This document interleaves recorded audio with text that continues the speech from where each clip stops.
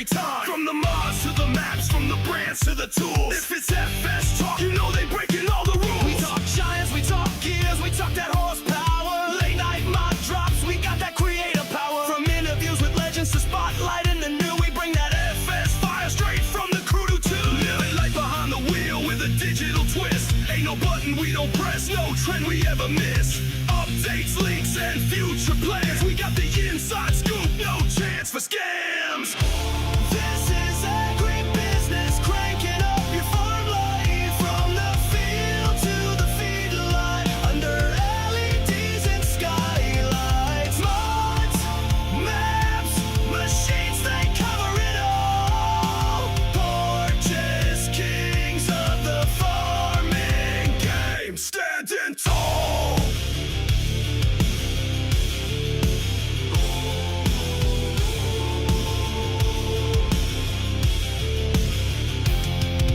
It's more than a game, it's a way of thinking. Talking shop while that diesel's drinking. From tractors to combines, dirt roads to drones, they build empires from screens and microphones. With every guest that drops in for a chat, you get the real talk, no filters, just facts. A spotlight on the builders and players who grind. They got love for the fans and the farm in mind.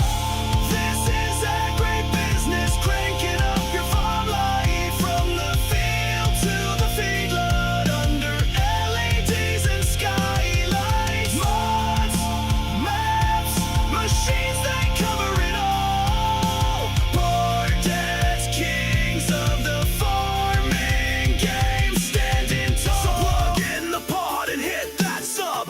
Roll out in style with your farming club. No fluff, just dirt, diesel, and truth. Straight from the FS underground on coast.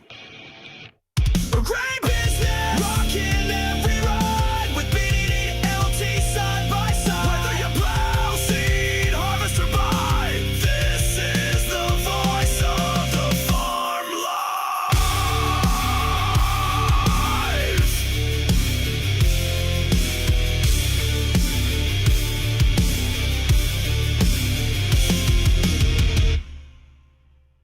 How's it going, everybody? Welcome to the channel. This is Big Day Dave, and this is AgriBusiness Tonight, a show where we get to talk about mods, maps, and the news. And I am not joined here by WillTGaming here tonight. Unfortunately, Will had some things come up this afternoon and was not able to join us here tonight. So want to give a big shout out to my normal co-host, who is not going to be here tonight. So Will, sorry you're not able to make it out here tonight, but I hope you have a fantastic night nonetheless. But I am joined here by BC Bueller. BC Bueller, how are you doing tonight? Well, I'm doing pretty good. Excellent, excellent. We've got a whole bunch of you out there. See, we got Rail Fanning Jonah with the streams tonight. Says 1.3. I hate winter storms. You know what? I have been hearing so much about this winter storm that it has made its way, like the news of it has made its way all the way down here in Florida. I can only imagine how everybody else is dealing with it. Last I knew, it was like -1 at my old stomping grounds there in Michigan. BC, if I remember correctly, you're up in Canada, aren't you? Yeah. I didn't look today to what it actually was, but I know they're forecasting a wind chill of -52 Celsius, which is like -62 Fahrenheit. Yowza! Holy smokes. So I don't know if it actually hit that, but I know that's what they're forecasting. So I mean, let's face it, the weather guy is normally very, very wrong regardless of what they're saying. But you know what? At least they're going to be in the ballpark. And yeah, -60 odd degrees. That sounds like an absolute... Ooh, man, I'm glad I'm down here in Florida. I didn't have to deal with any of that stuff. Holy smokes. But stay safe out there, everybody. Yeah, I hear it's really bad. Really, really bad. Pippa, how you doing, Pippa? Hope you're having a fantastic day so far. Says, hi, BDD and WillT. She also says, how is everyone today? Doing good, Pippa. Thank you so much for asking. Ken, how's it going? Hope you're having a fantastic day so far. Says, what up, people? Pippa with the stream snipe today. Sorry, Jonah. Unfortunately, she did not. Jonah did squeak it in there pretty early on. It must have just deleted kind of automatically. I think YouTube kind of deletes comments after they sit for so long. Jonah says, no, I put in something a long time ago. Must have just reset. 100%. Jonah, again, hope you're having a fantastic day so far. Insane Sim Guy, how you doing? Hope you're having a fantastic day so far. Says, how's it going, everyone? Going good. Farmer Donkey, how you doing? Says, hello, everyone. Gary Miller says, hello, everyone.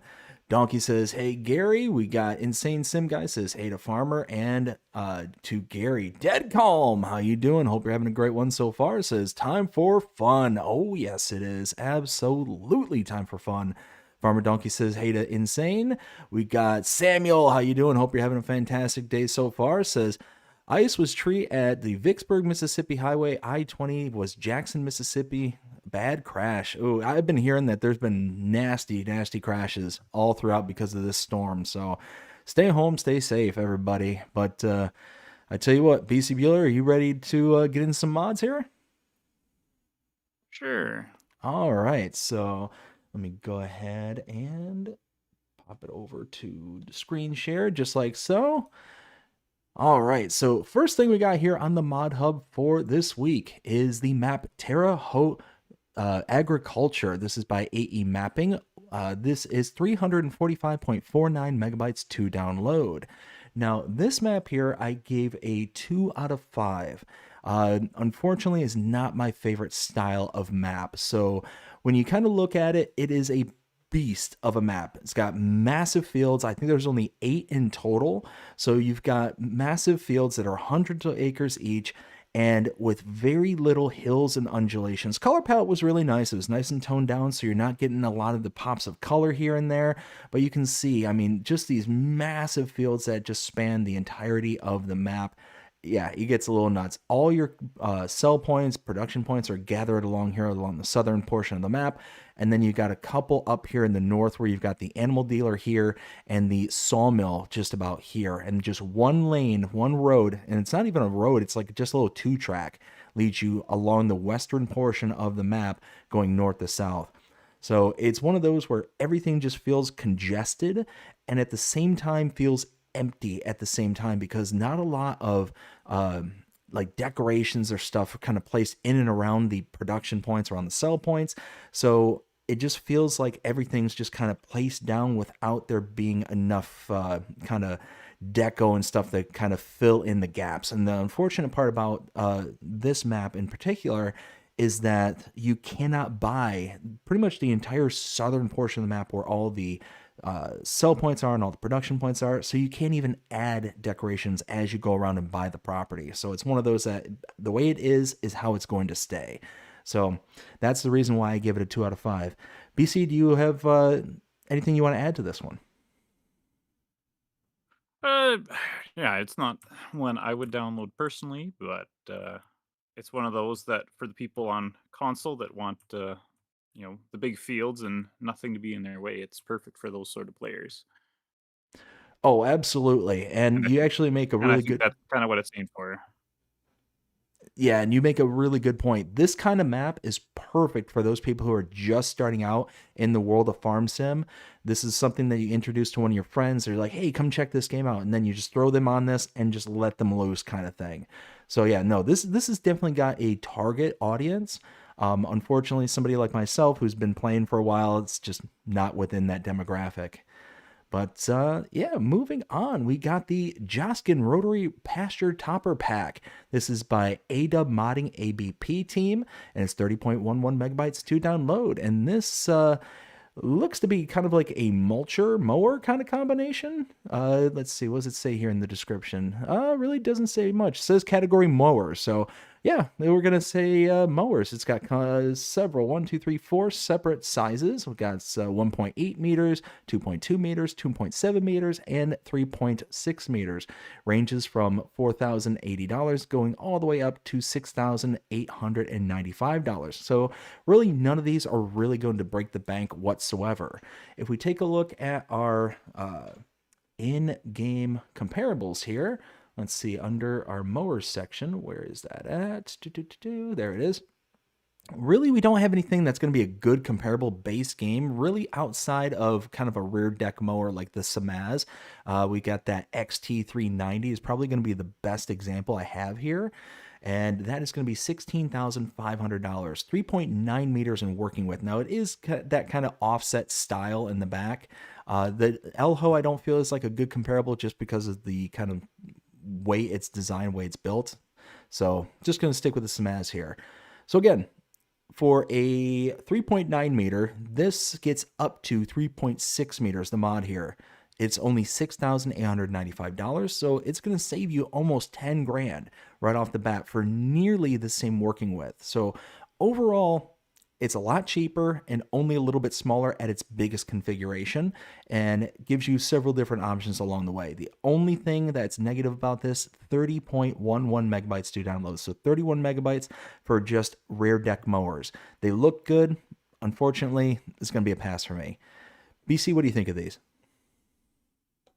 Yeah, it's kind of your classic 3-point mower for mowing your field edges and stuff, just cleaning up and making things look nice. So, and it's not nothing really intended so much as for mowing grass for the sake of making hay and that sort of thing. It's more just to make things nice. Would realistically be what you're going to use that for.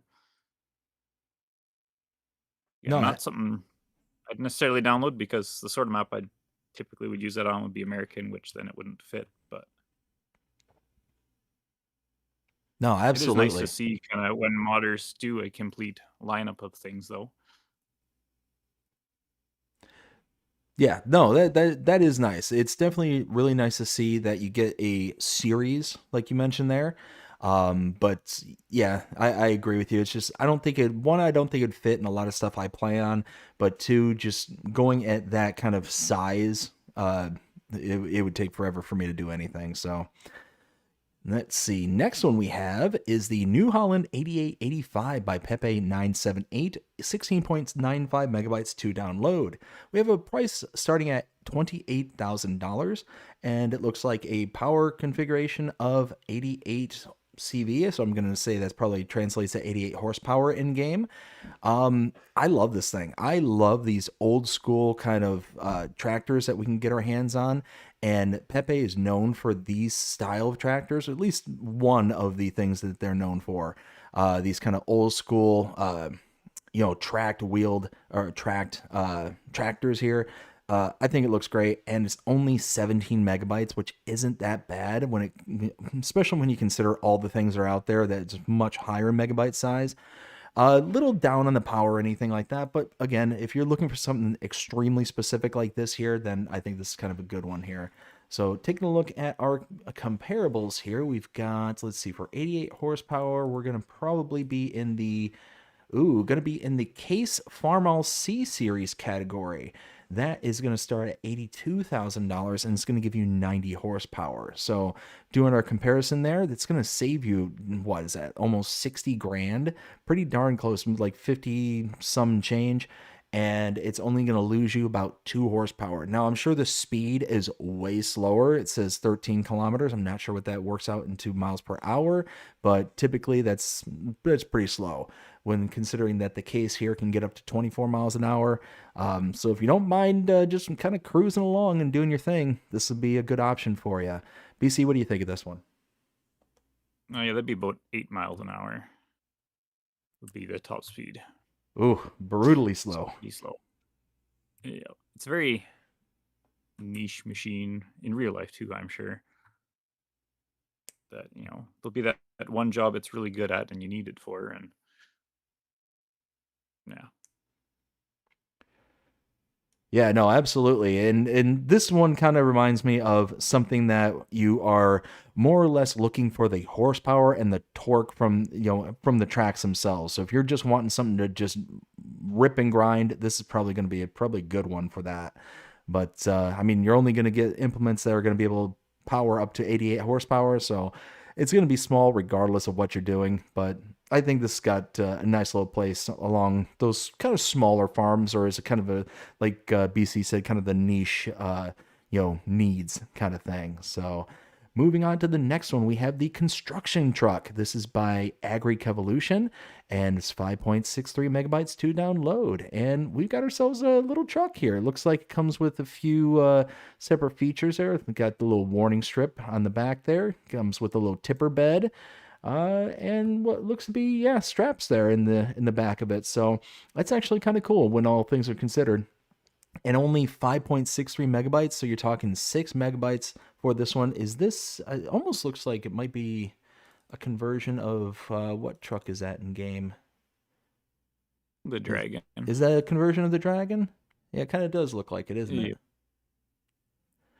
Yeah, so, I mean, that's probably why it's so small in the megabyte size, but let's see. It says versatile construction truck, compact and easy to maneuver, choice to dump bed, different capacities, beacon lights, various message signs with customizable programming. We've got equipment position, front, rear, or both, customizable cab color, customizable dump bed. I mean, all in all, I don't use the Dragon or what would be the kind of equivalent to this one that often, but when I do, it really does come in handy, especially because there is a mod out there that allows you to have a tow along trailer that's identical to the full tipper box that comes with the Dragon. So I do like that. I do like that this has a kind of like warning sign and all that stuff, but all things considered, the kind of niche role-playing aspect that this will come with is probably beyond me. This would be good for like somebody who's doing like some kind of series that is looking for like that role-play aspect. But for me personally, I mean, this is going to be such a niche market that I could see this making its way onto mine, but very specific circumstances are going to kind of, go along with that. But for only 6 megabytes, though, I could see just downloading it just to have it, just because it doesn't take up that much size. BC, what do you think of this? Yeah, it's kind of similar in a way to what I did with the International CV. It's kind of just taking the base game truck and adding some more options to it to make it, fit for more players to use, and adding a little bit more customization that Giants doesn't necessarily put into their like, base game equipment. Absolutely. Yeah, no, that's probably a good way to, summarize it too, is, it's just the modification adds a bit more flair and a bit more stuff for you to be able to do with. So let's see. Moving on, we've got the Food Mixer and Silo by Rego G Play, 50.77 megabytes to download. And this comes with both a grain silo for $5,000, 18,000 liters. And it does have some features to it. It says foldable silo feeder, foldable grain chute for unloading grains from the silo, and multicolor. And then you got the food mixer for $7,000 to $8,000, has a capacity of 3,000 liters, and 5,000 for ready-made feed. And it has the 3 types of mixers: a realistic, used, and new. So you do get a couple of little options along with this one. It is 51 megabytes, so it is a beast of a download just by itself, considering that it's a couple of mixers. Now, it is very unique, and I think that it does look really good. The modder here, Rego G Play, did a fantastic job on making this look really, really good. I'm definitely interested in this, but that's near 51 megabytes for silos and, mixers. It's making me kind of squirm a little bit. I mean, be brutally honest. Being on PC Mac, it's not a huge deal, but for a console player, I could see 51 being a bit on the high side for that. But overall, I think that this is really nice. It does add a little bit to the game. Definitely has that kind of like European styling to it. So probably only going to be able to fit on very specific certain maps out there. I'm not familiar with this kind of machine being available here in the States. Maybe I could be just wholly ignorant to that, but it does look good. I do like the features, how your chutes will stuff for their silos will deconstruct, will reconstruct. So it's nice. You can get into like a nice compact area. As you can see here on the, what is that, 4th screenshot there, that's it deconstructed. And then you get the 5th screenshot where it's in its various stages. So I do like it. It's on that kind of tipping point for me personally. BC, what do you think? Yeah, the textures look pretty good on it and that. I didn't actually yeah, didn't look at it really. I think there's kind of two pieces to it there.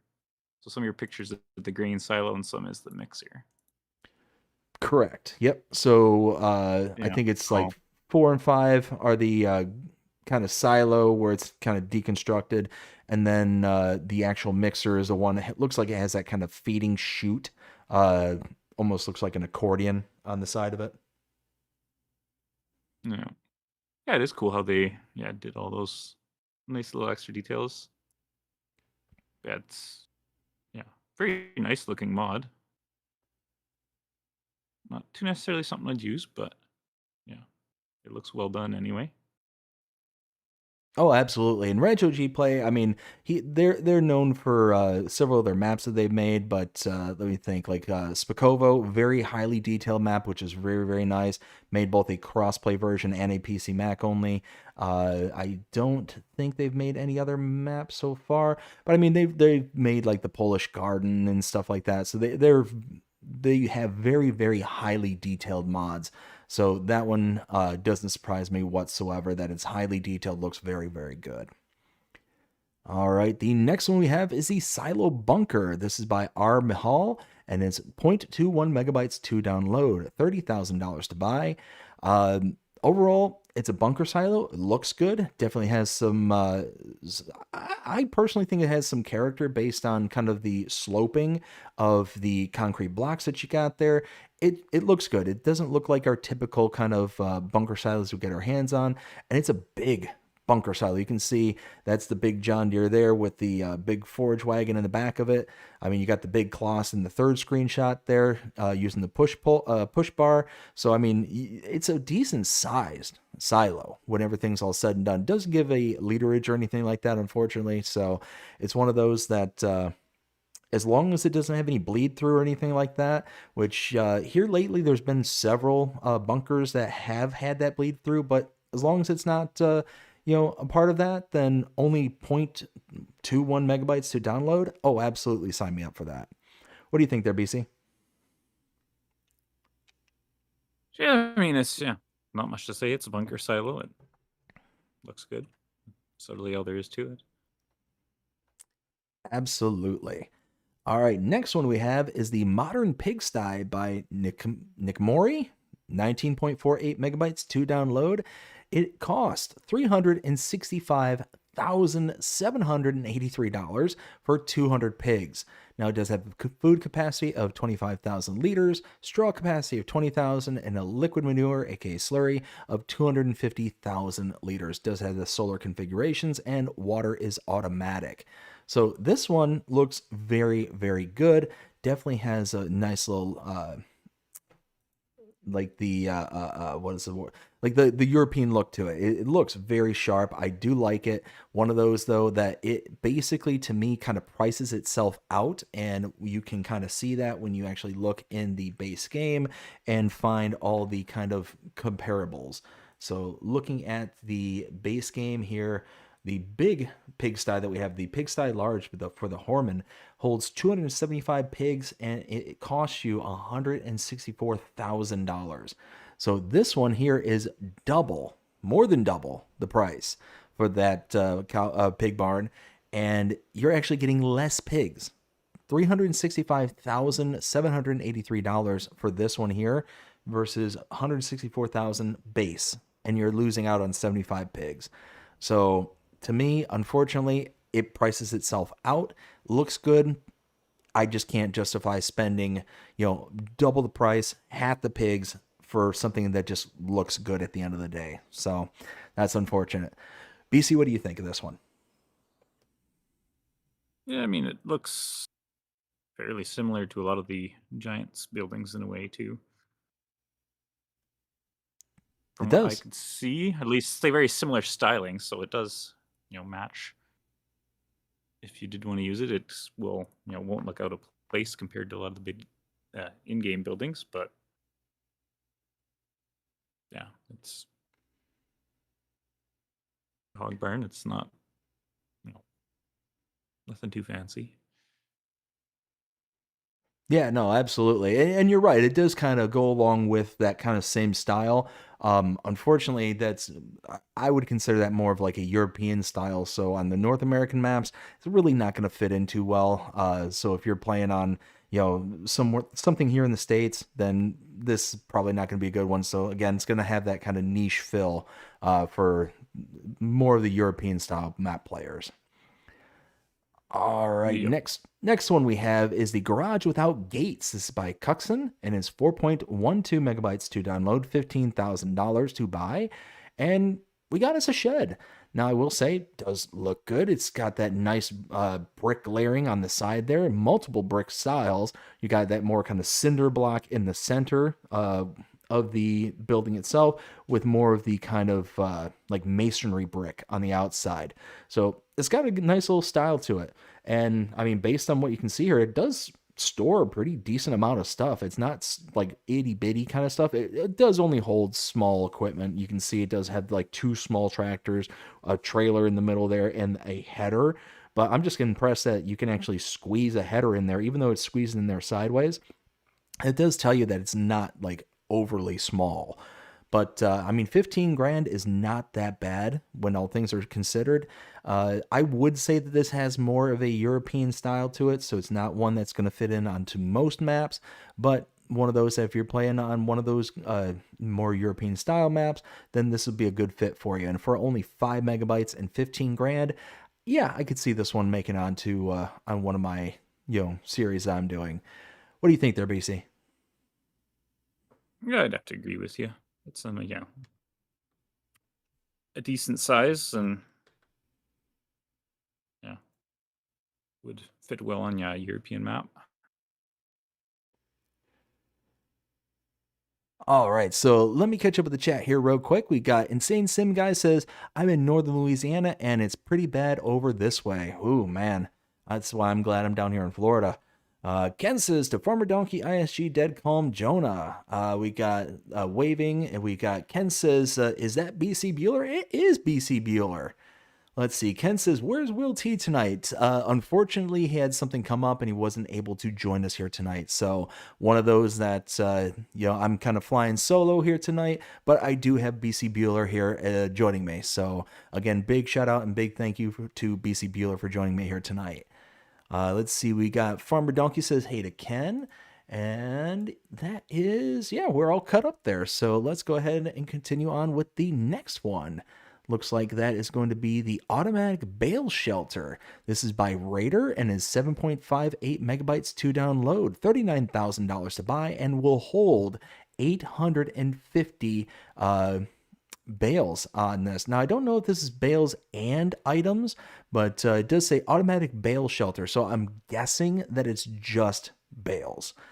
So that's just gonna read the room here and say that it's just bales. Anyways, I like this. I like this one a lot. Now, this does say that it's in the old Polish PGR style, so it's one of those that it's going to fit in on those European maps, but this thing is massive. It holds 850 bales, so you're going to have a pretty decent sized farm. This is going to fit in well, and it's going to get a lot of stuff held on for you. I don't know. I like the way that this looks. It just has a really nice kind of almost rustic style to it, while at the same time being extremely useful. And it's only 39 grand when everything's all said and done. So cheap price, not that big on the download size, and a massive storage capacity. So yes, yes, yes, sign me up for this one. BC, what do you think of this one? Yeah, I just have to agree with what you said. Nothing really too specific to say. Fair enough. All right, and the last one for this day is the Big Barn with Cows. This is by 750 Ti Modding and is 13.75 megabytes to download. Price tag of $50,000 and will hold 40 cows. So if we take a look at our closest comparables here in, and there we go. If we take a look at our closest comparables in game, let's see, our cow barn, this will hold 40 cows, I said. So that's going to be somewhere in the ballpark. Let's see. I think those are more beef. Now, I'm just trying to see if this actually holds milk in it as well. So I'm just seeing if there's any triggers available. Oh, I do see the Holsteins in there, but nothing to indicate whether or not it holds milk. If this holds milk, probably our closest comparable is going to be the Horman Cow Barn, just full stop. That's $254,000 for that one. It holds 50 cows. Now this one only holds 40 cows, but it's only 50 grand. So this saves you $200,000 plus, and you're only losing space for 10 cows. It looks good. It's definitely got a nice little look to it. It's got a little bit of storage in there as well as your kind of cow barn. I don't know. This one, I really like this, and it saves you a ton of money. It's only 14 megabytes, and you're losing out on 10 cows. I mean, even if this doesn't have a milk trigger, and this is just beef barn, this is a sign me up all day, all night. All day, all night for this, something like this. What do you think there, BC? Yeah, I think that looked pretty good. Yeah, nothing too specific on that one to say either. Gotcha. All right. Well, like I said, that's the last one for that day. That was what, Friday the 22nd, I do believe. So tell me, BC, which one of these would be your favorite that we discussed so far? Let me just pull it up here quick again. I don't know. I think I'd have to go with that mixer. I just like the looks and the detail they put into it. You know what? I'm right there with you. I would have to say the mixer. You hit it on the head. The details that are available on this, it looks good. It's a high megabyte size for download, which again is not going to be huge for PC Mac players. It's going to be more of an issue for us for console players. But I mean, it does look really good. It definitely stands out amongst what we got here. And like I said, that's it. So there are a couple of updates to cover. First one being under Chipping Norton. This is the map by Pyronics, I think is how it's pronounced. And yeah, we had a changelog for changelog 1.1.0.1. It says remove tree in main road. So for those who are familiar with my map tour, would have known that right there at the very end, when I was driving along the road here, there was a tree right in the middle of this road right here. If you're watching the stream, just almost directly west of the main starting farm. Now, unfortunately, that was the only portion of the map that was updated. Very unfortunate. This map, in my opinion, needs a complete overhaul before it is really going to be kind of ready for prime time, if that makes sense. And look, before I go any further into what I'm about to say here, nothing that I say here tonight, whenever I'm speaking negatively, is a reflection of any personal feelings towards the modders out there. It has nothing to do with trying to run them down or anything along those lines. I'm always deeply grateful and thankful to every single modder, regardless of my personal opinion on these mods. I'm always grateful that they're bringing us, free content, that they are so willing to work as hard as they do to do whatever it is necessary to bring this stuff to us. So again, couching all of this in constructive criticism, but this map, like I said, is just not ready for prime time. And the reason I say that is because there's still so much that needs to be updated for this map to start looking really good. Now, this was a redo from FS22, not a redo, but like a pullback. We ended up having this same exact map in 22. It's now being brought forward into 25.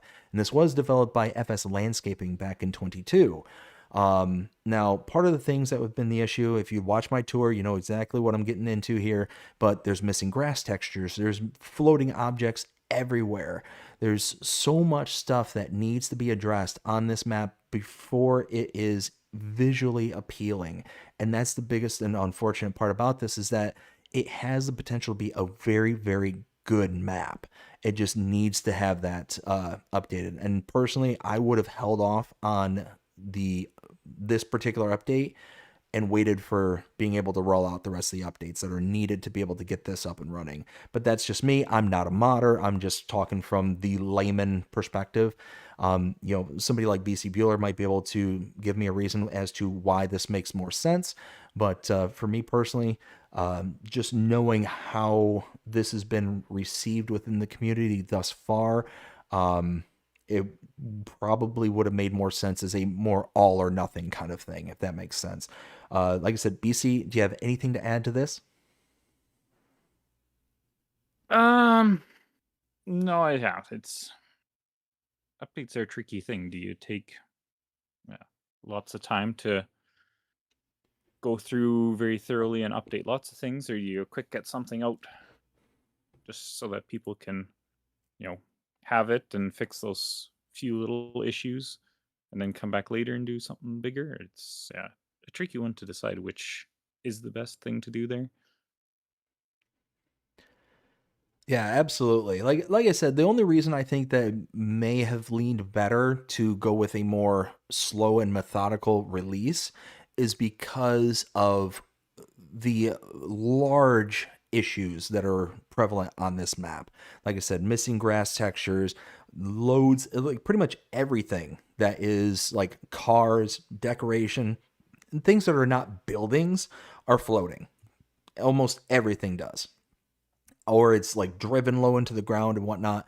One thing I did discover when making the update video on this, because I thought something else was changed, but it just so happens I didn't fast forward time enough, is that over at, because this is based off of Jeremy Clarkston's like farm and whatnot over in the UK, and the kind of it's basically like a farm stand kind of thing. But I'm trying to see if there's a picture of it. I think this is like, yeah, this is kind of like the backside of that. But there's this road that leads right in front of it. I thought when I was originally doing the changelog video that they had removed all the cars as decoration, but in reality, that's not what happened at all. It's actually time dependent. So as time goes forward, cars will start popping into the driveway, into the parking lot, and thus will start lining up on the roads. But again, that's when all the kind of height issues start becoming more and more prevalent, is now all of a sudden those cars are there and a good chunk of them are floating. So again, it's one of those, I don't know. I'm not a modder, and again, I'm not trying to cut down the modder who made this. Just, I don't know. It just, I know there's a lot of people who are looking forward to when this is in its final state, and I really hope the modder is, working on making the updates necessary to bring this up to par kind of thing. So keep my fingers crossed there, and I wish him the best of luck. Let's see. The next one we have for the updates is the Quebec Countryside by Leo Du Pro Mapping. This is for changelog 1.1.0.0, and it says fix major train bug, improve the unloading area for feeding cows in both cow sheds, and fixed for cows not moving. So this one here went through the changelog and looks solid. I did not see any kind of issues with the train. It seemed like it was, going about its merry way. I don't know necessarily what the issue was, but my kind of guess is that, and I've seen this on certain maps to where, and I mostly know it from back in FS22 days, there was a map called, I think it was called, not Calm Lands. I don't remember exactly what it was called, but it was by, oh my goodness, I'm going to blank on that name on the map maker too. Anyways, long story short is that the train went over a lot of hills and undulations. There's actually a closed circuit loop that the train went on. So you're constantly able to see the train where it was on the map. It didn't go off screen kind of thing. But if you had stopped playing, like you saved it at a certain spot on the map and you exited out, what happens is that the train will basically pick up where it left off at 0 miles per hour, and it'll start trying to, speed off from there. But because there's so many hills and undulations on that particular map, that if you stop it at a certain spot that's in front of a hill, so it's starting at 0, it's not able to climb the hill kind of thing. It just sits there and spins its wheels. It can't go anywhere. So my guess is that this was the issue that they had run into, is that what happens is the train goes off the map. You can actually see it do this. I actually recorded it, and you can see it go off map and then down and underneath the map to where it will then come back up around the other side of the map kind of thing. And I think that's pretty common as to what most of the trains do, is they just basically disappear off map, go underneath or around or whatever the case may be to get around to the other side of the loop kind of thing. And it's just a big loop. Part of it's off screen. My guess is that because it went down and under the map, that if you saved or stopped the map at a specific point, what would happen is that the map or the train couldn't make it back up the imaginary part of the track to be able to continue the loop around. That's my guess based on what I was actually able to see in the recording there.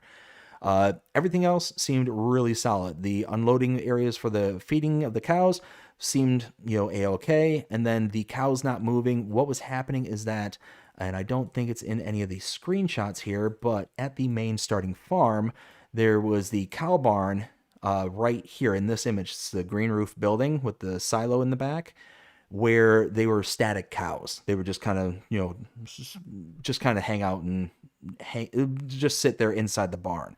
But the map maker has actually made it to where it's now the FS25 cows that are just, meandering about and doing their thing. So that was a nice little update there. BC, anything you want to add to this? Not really, nope. All right, the next one we have is a new map called Ratzinger Height. This is by Andy, 883.29 megabytes to download. Now, this one was a nice map. Let's see, I think I gave this one, if I remember correctly, a 4.5. Yes, 4.5 out of 5. This one was very nice. So the color palette was spot on. It was really nice. It was toned down, so you're not getting those pops of color, making it feel very cartoon-like, very fantasy style.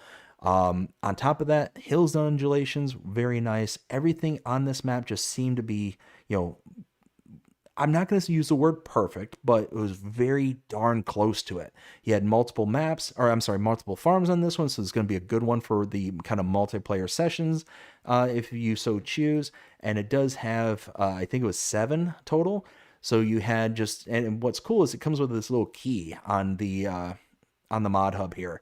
So and this can also be found, this key here can also be found on the map itself. So if you're at the kind of starting shop area, you're able to then see what farm IDs carry which farmhouses and buildings and all that.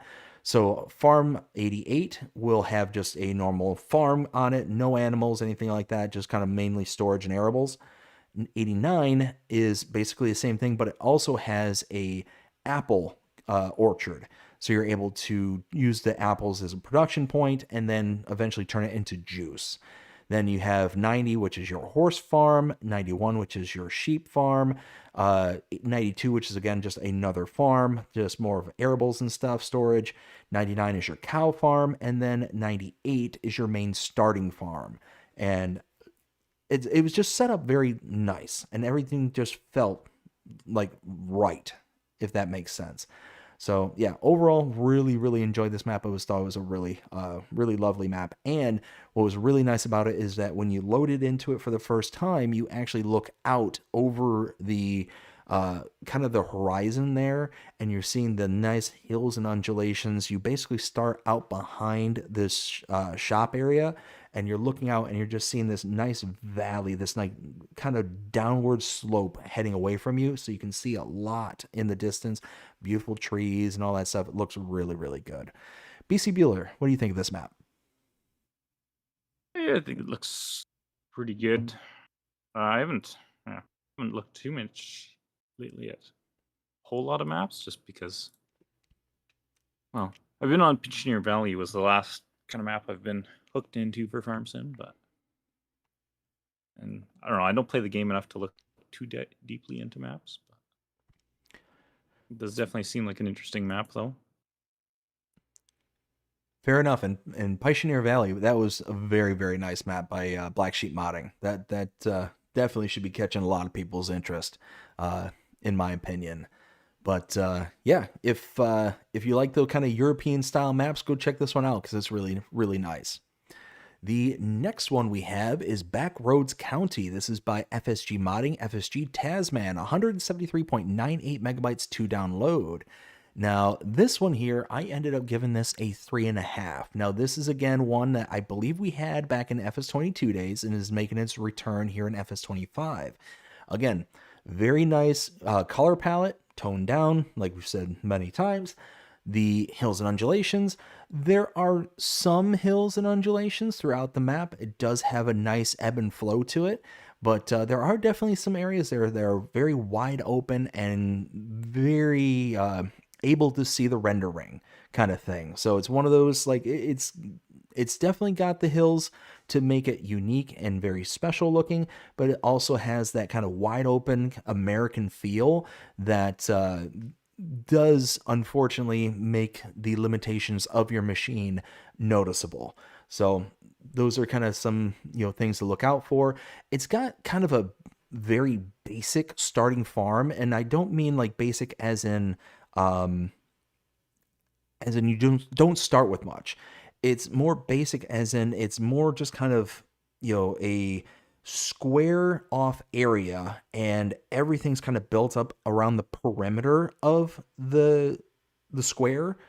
And you can kind of see it here in this map overlay. This is the starting farm right here. So it's just a big kind of square that you start out with. And there's not really much going on there. There is the cow barn, which is about the most interesting part of the starting farm. And it's the cow barn XL that is also by FSG Modding, FSG Tasman. Love that barn. That barn is amazing. And it really does kind of add the flair to the starting farm, but it's really going to be upon you as the player to really kind of build it up and make it into the farm, if that makes sense. But the only issues that I really had, and this was what really kind of drove the score down for me personally, is that I noticed that when I was in the kind of forested areas, so in this area here and all along the southern portion of the map down here, there was huge lag and frame spikes. So it was one of those that I don't know how this is going to act with like console players, if it's going to do the same thing or have any issues like that. But I don't play with my settings all ramped up to the extreme or anything like that. So I thought that was a little bit wild that getting into that forest area, that it was just all of a sudden like like everything was just like starting to stammer and stutter kind of thing. Just really kind of caught me off guard, and that was what kind of drove down the score for the most part. If there wasn't that kind of stammering that was going on, I would definitely bump this up at least to a 4, maybe even a 4.5. Be approaching. I don't think it'd quite make it there, but it is a nice map in when everything's all said and done. And I hope that the map maker will go through and either kind of optimize things in the background, or maybe even possibly remove some trees if that's the issue. If there's just so many trees that it's just like concentrated in that one spot, and all of a sudden like things are kind of lagging out from there, if that makes sense. So like I said, definitely worth a check out. Definitely worth seeing if it's going to be a style that you're into. You can kind of actually see a good example of what I was talking about there at the starting farm, where it's just kind of not a lot going on. For the most part, it's basically just around the kind of outer perimeter of the farm and then wide open in the center. So yeah, all in all, it's a nice map. It's definitely got its highs. And hopefully those low points can be addressed and tweaked later on. BC, what do you think of this one? Yeah, definitely. As just from the PDA, kind of the classic FS map look. Albeit though now maps are getting a little bit more rounded corners and stuff, just with the new hired workers and stuff. But yeah, it's kind of just the way the PDA is kind of a classic look to it. Yeah, absolutely. And I think that's also kind of in part because, like I mentioned, I believe this was a FS22 map that has been brought into the 25 realm. Yeah. So I think that's kind of just a carryover kind of thing. Let's see. Want to catch up with the chat here real quick. I think I left off. Where was I? Ooh, the chat's been going on without us. I think I left off.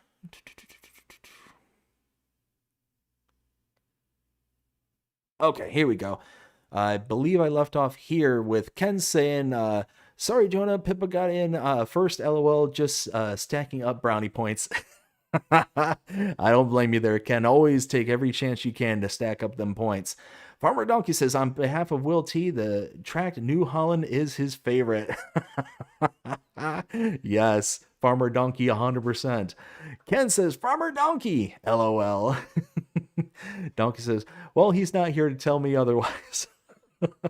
That is 100% true. Donkey also says, BTW BDD, you are still on the... Yes, I saw that. I apologize for, being lackadaisical with the in-game view there, but I appreciate you pointing it out.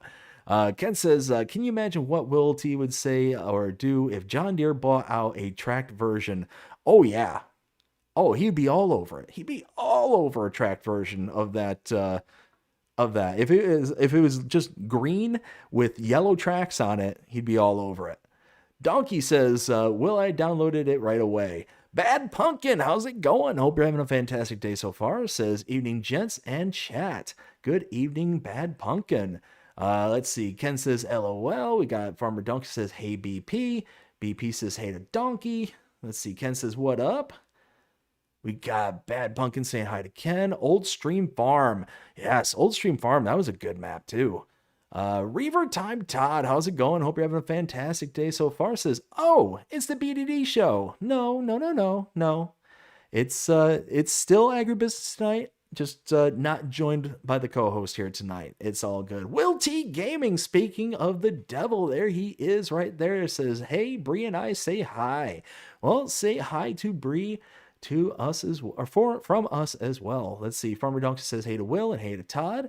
Let's see. Ken says hey to Will. Will says hey Farmer Donkey and Ken. ISG says hey to Bad Pumpkin and everybody else. Jonah says my car is covered with ice right now. Oof. It's even hitting you there in Carolina. Holy smokes. That's no fun. Ken says BDD and BC AgriBusiness Tonight show. There you go, BC Beeler. Apparently you have been officially enrolled into the AgriBusiness Tonight. Okay. Let's see. ISG says, I can't even get in my car if I wanted to due to the complete encased in ice. Oh my goodness. Y'all are making me more and more glad I live down here in Florida. Farmer Donkey says, not a carsicle. Oh, that's basically what it is. 100% carsicle. All we need to do is get like a large wooden popsicle stick and just stick it in the exhaust pipe. And there you go. The image is complete. Donkey says, hopefully you don't have anywhere you have to go until it thaws or have a hair dryer handy. Yeah. You need a big old industrial hair dryer for that. Ooh, that'll take a while. See, Backroads kind of reminds me of Four Fields. Yes. So really, I actually had that same thought about the first map we talked about. That one there gave me Four Field vibes. Something fierce, because, I mean, basically we went from 4 fields to 8 fields. It's basically what it all boiled down to. Let's see. We got Jonah says, Ken, Donkey, and Sim Guy. And they're saying, hey, back to Jonah. We got Ken says, guys need plenty of gin and tonic or vodka to go with that ice. Oh, yeah. You need a lot of something. Let's see. Jonah with a $1.99 super chat. Thank you so much, Jonah. Greatly appreciate it. Says, okay, who forgot to shut their freezer last night? I think the world forgot to shut its freezer last night, based on what y'all are telling me. I mean, be brutally honest, it was 80 degrees. I was outside most of the day working, and I've been kind of hesitant to say that, but I mean, I don't want to sound like I'm dancing on everybody's parade here, because I tell you what, like I said, there's a reason I live in Florida, and that's part of it. Let's see. ISG says, Ken, I have got that covered and then some. In the Ken with the LOLs. All right, we are all caught up, so let's move on to the next one. We have the IHC C Family 1981 to 1985 by Her Krupp and Street's Finest. 38.76 megabytes to download, and we got a starting price point of $27,850. Power starts at 90 horsepower. So we've got us our nice little international tractor here. I adore the look of this thing. I love these old school tractors, and this is right within my wheelhouse here. The only negatives I can say about this is the size. 38.76 megabytes, so 39 megabytes is a bit high for me personally, and I hang on to that from my old, console days. I download this thing right away being on my Mac. I absolutely adore it. I love the look of it, and it just adds that kind of flair and personality to the farm. I mean, you can see it does have like the windows and doors opening and all that stuff. So it does add like all those kind of additional kind of bells and whistles. It does have IC for the realistic portion of things. I think it's fantastic. Absolutely beautiful, beautiful tractor. BC, what do you think of this one? Yeah, I've always thought those were kind of cool. It is interesting at that time that International had, completely different European and American tractors Oh, too, because absolutely.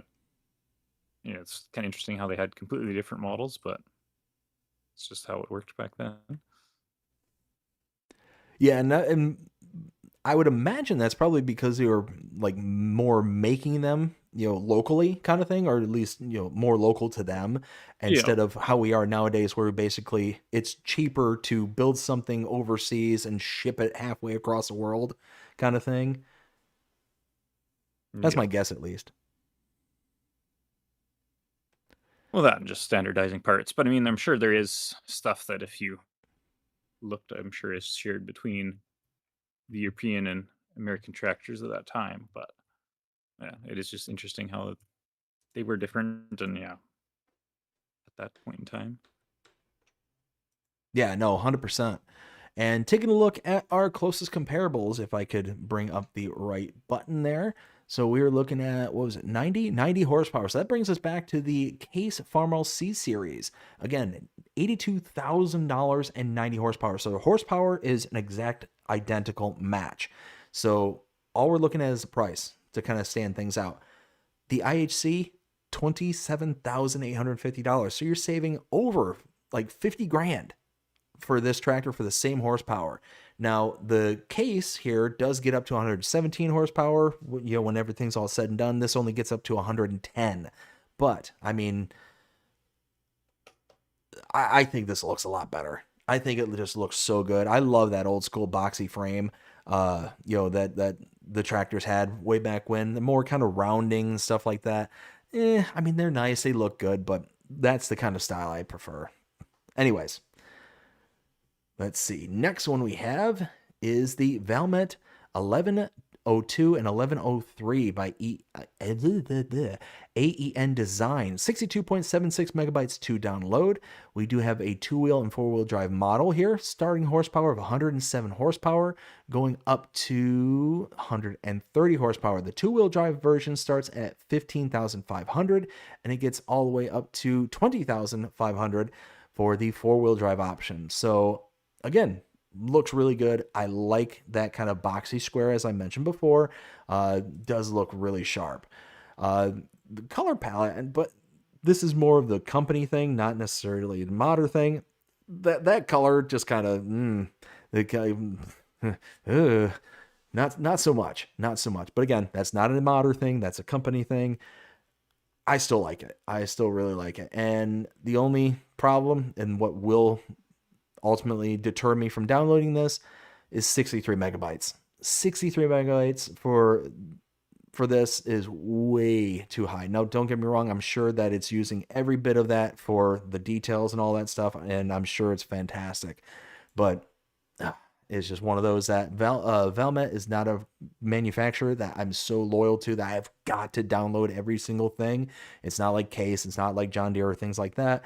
So this one I can kind of let breeze through, even though it is something I can visually appreciate. Now, taking a look again at our closest comparable there, the starting horsepower is 107, so that's going to put us somewhere. Let's see. That's actually going to put us down here at the Case Vestrum series and 110 horsepower starting for that one, and 111,500 for the starting price there. So that is only going to lose us about 3 horsepower from the mod, but you're going to save, I mean, almost $100,000 for the 2-wheel drive version. For the 4-wheel drive version, I mean, you're going to save like 90 grand when everything's all said and done. I mean, holy smokes. The fact that you can save 90 grand just going a little old school like this is, yeah, it's worth it until you get to that megabyte size, like I said. So this is going to be a pass for me, but it's hard. It's really hard for me to say all that. BC, what do you think of this one? I've always, yeah. Ian does a really good job of all the old Valmays and Valtras, and I don't know. I've always downloaded his tractors. He does a good job, even if I don't use them all that much. But it's usually one I'll download from him just because I know his work. Yeah, absolutely. And like I said, it looks amazing. Like the mods, I'm sure, are fantastic. And like I said, it's just, oh man, I struggle with that. The whole, my biggest issue has always been that I have the mindset of a console player. I've played on console for years, and now that I'm not on console, I still look at that megabyte size, and I still am like, can I afford it? And I know I can. It's not a, you know, it's not a space issue on my computer or anything like that, but it's just that mindset that I built over the past several iterations of Farm Sim. I just can't get away from it, and I need to like break out of that mold. But at the same time, it's one of those. It's hard. It's hard. And for me, I've never played on console, so I've never had to have that thinking like that. Yeah, The only time I've and ever had to think like that is I'm like, you know what? Why do I have so many mods? And then sometimes I'll go through and purge ones that I'll never used and never would. But over the years, I've gotten better too. At like, is it something I might someday use? Yes. Okay. Well, then I'll download it. But if it's like I'm just downloading it just cause, but I don't think I'm ready to use it, so I've gotten better at only downloading things I'll actually use. But it's still don't need to worry about it on PC. see, I thought that that was going to be my mindset when I got over to PC. Is I'm just going to start downloading everything, like just going absolutely nuts. I'm going to download this, and just not even care. And it hasn't happened. Like I got that console mentality, and I haven't been able to shake it. And I don't know if it's a good thing. I haven't. I guess I really haven't put that much thought into it, but I don't know. It's one of those that I'm sure my computer's hard drive is happier. Yeah. And it's not like I would download everything, but it was, I've gotten a little more tighter on, is it a quality? The other thing is too, is it a quality mod? Mm-hmm. There's not, there's, for PC only mods, there's a few that modders I know I'll download their stuff, but generally if I don't know the modder, probably not going to download it. And then I'll just download stuff from the indie mod hub too. Oh yeah, and I think everybody has that kind of that one modder that they look out for, and as soon as they see their stuff, just instantly click the download button. I know like your stuff, if I see, hey, BC Bueller's on the tag, boom, I'm gonna download it.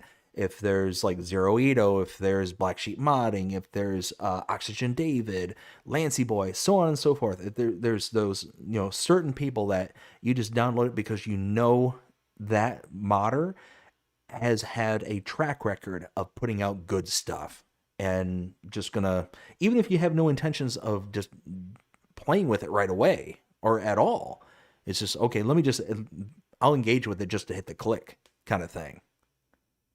At least that's the And the other thing mentality I take. I used to play a lot with is I use that's a used vehicles mod where it makes it so there's like 50 used things in the store instead of 4. Yep. I actually use that mod quite a bit, and that's how I oftentimes I determine what I'm going to buy in my save games. Is I just, if there's nothing that fits what I want, then I'll just use the console command to like reset it and basically refresh another 50 used vehicles.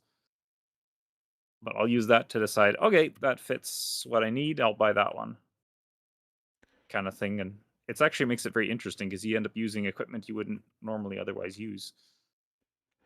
Oh, and you're 100% right with that.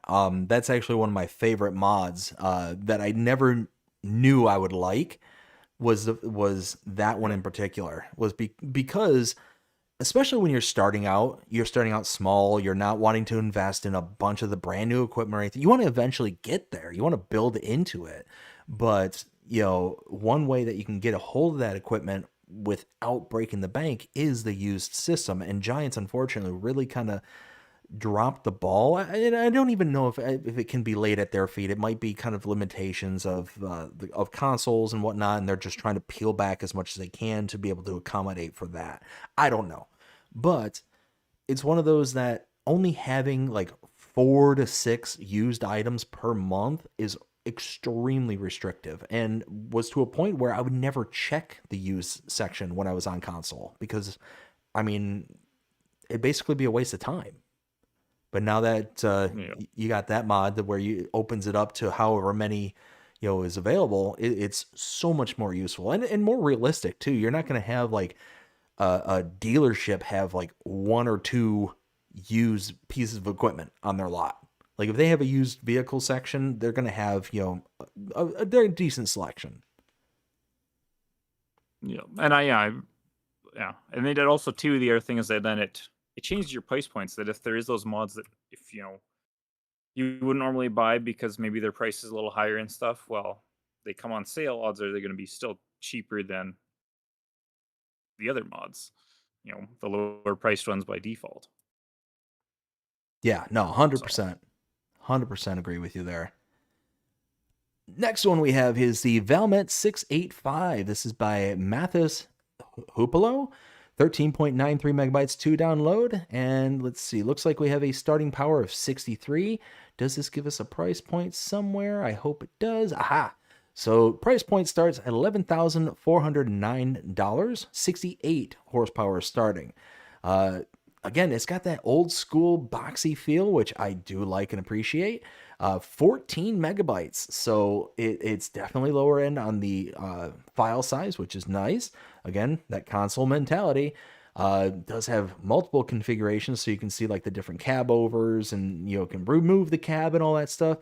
Looks good. Looks real good. Again, Valmet not being a company that I'm like deeply like deeply beholden to, so I can take it or leave it in that regard, in regard to brand.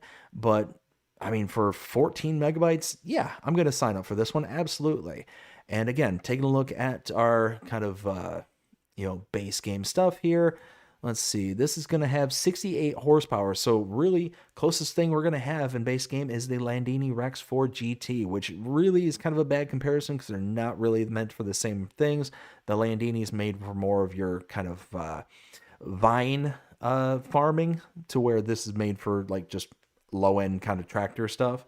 But again, $39,500 and has a 70 horsepower starting for the Landini. This has 68 horsepower, so you're losing out on 2 horses for the mod, but you're going to be saving almost 20 grand right off the top. So again, very nice. You're saving money. You're only losing out a little bit of horsepower, and it does come with a winch, which is interesting. The Lizard 15T winch for $8,500. Does it actually show it here in any of the screenshots? Oh yeah, right there. You can see it on the rear deck of the tractor there. So, I mean, that's kind of cool. I mean, you could use this as kind of like a little forestry tractor, just kind of towing out from out in the middle of nowhere. But I mean, overall, it's nice. I would install this, absolutely. BC, what do you think of this one? well, I don't know if you know this, but there's kind of 2 different sets of Valmet tractors. You have the first one we saw, which was the European one, and this would be a South American one. Oh, okay. There's kind of 2 different families, so that's why you'll see, yeah, AEN does most of the European ones, and then you got a few different modders that'll do the South American ones. Yeah, and actually, you're 100% right, 'cause this is produced in Brazil between 1980s and 1990s. Arrived in Farm Sim 25, fully recreated with faithful details of the original machine. So that's actually kind of cool.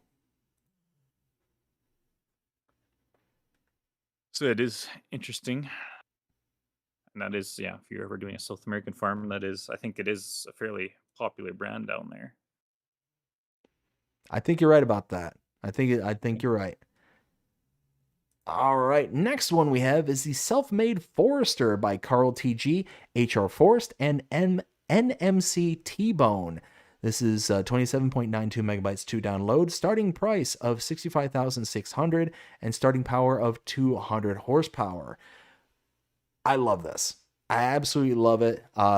For less than 30 megabytes, you're getting a really kind of interesting forwarder. I've always really liked the whole kind of self-made concept for mods for just equipment in general. You know, just the kind of ingenuity that can be displayed by just the everyday kind of person, just taking something and just slapping it together and making it functional. I've always really appreciated the kind of creativity that is um, brought from necessity, if that makes sense.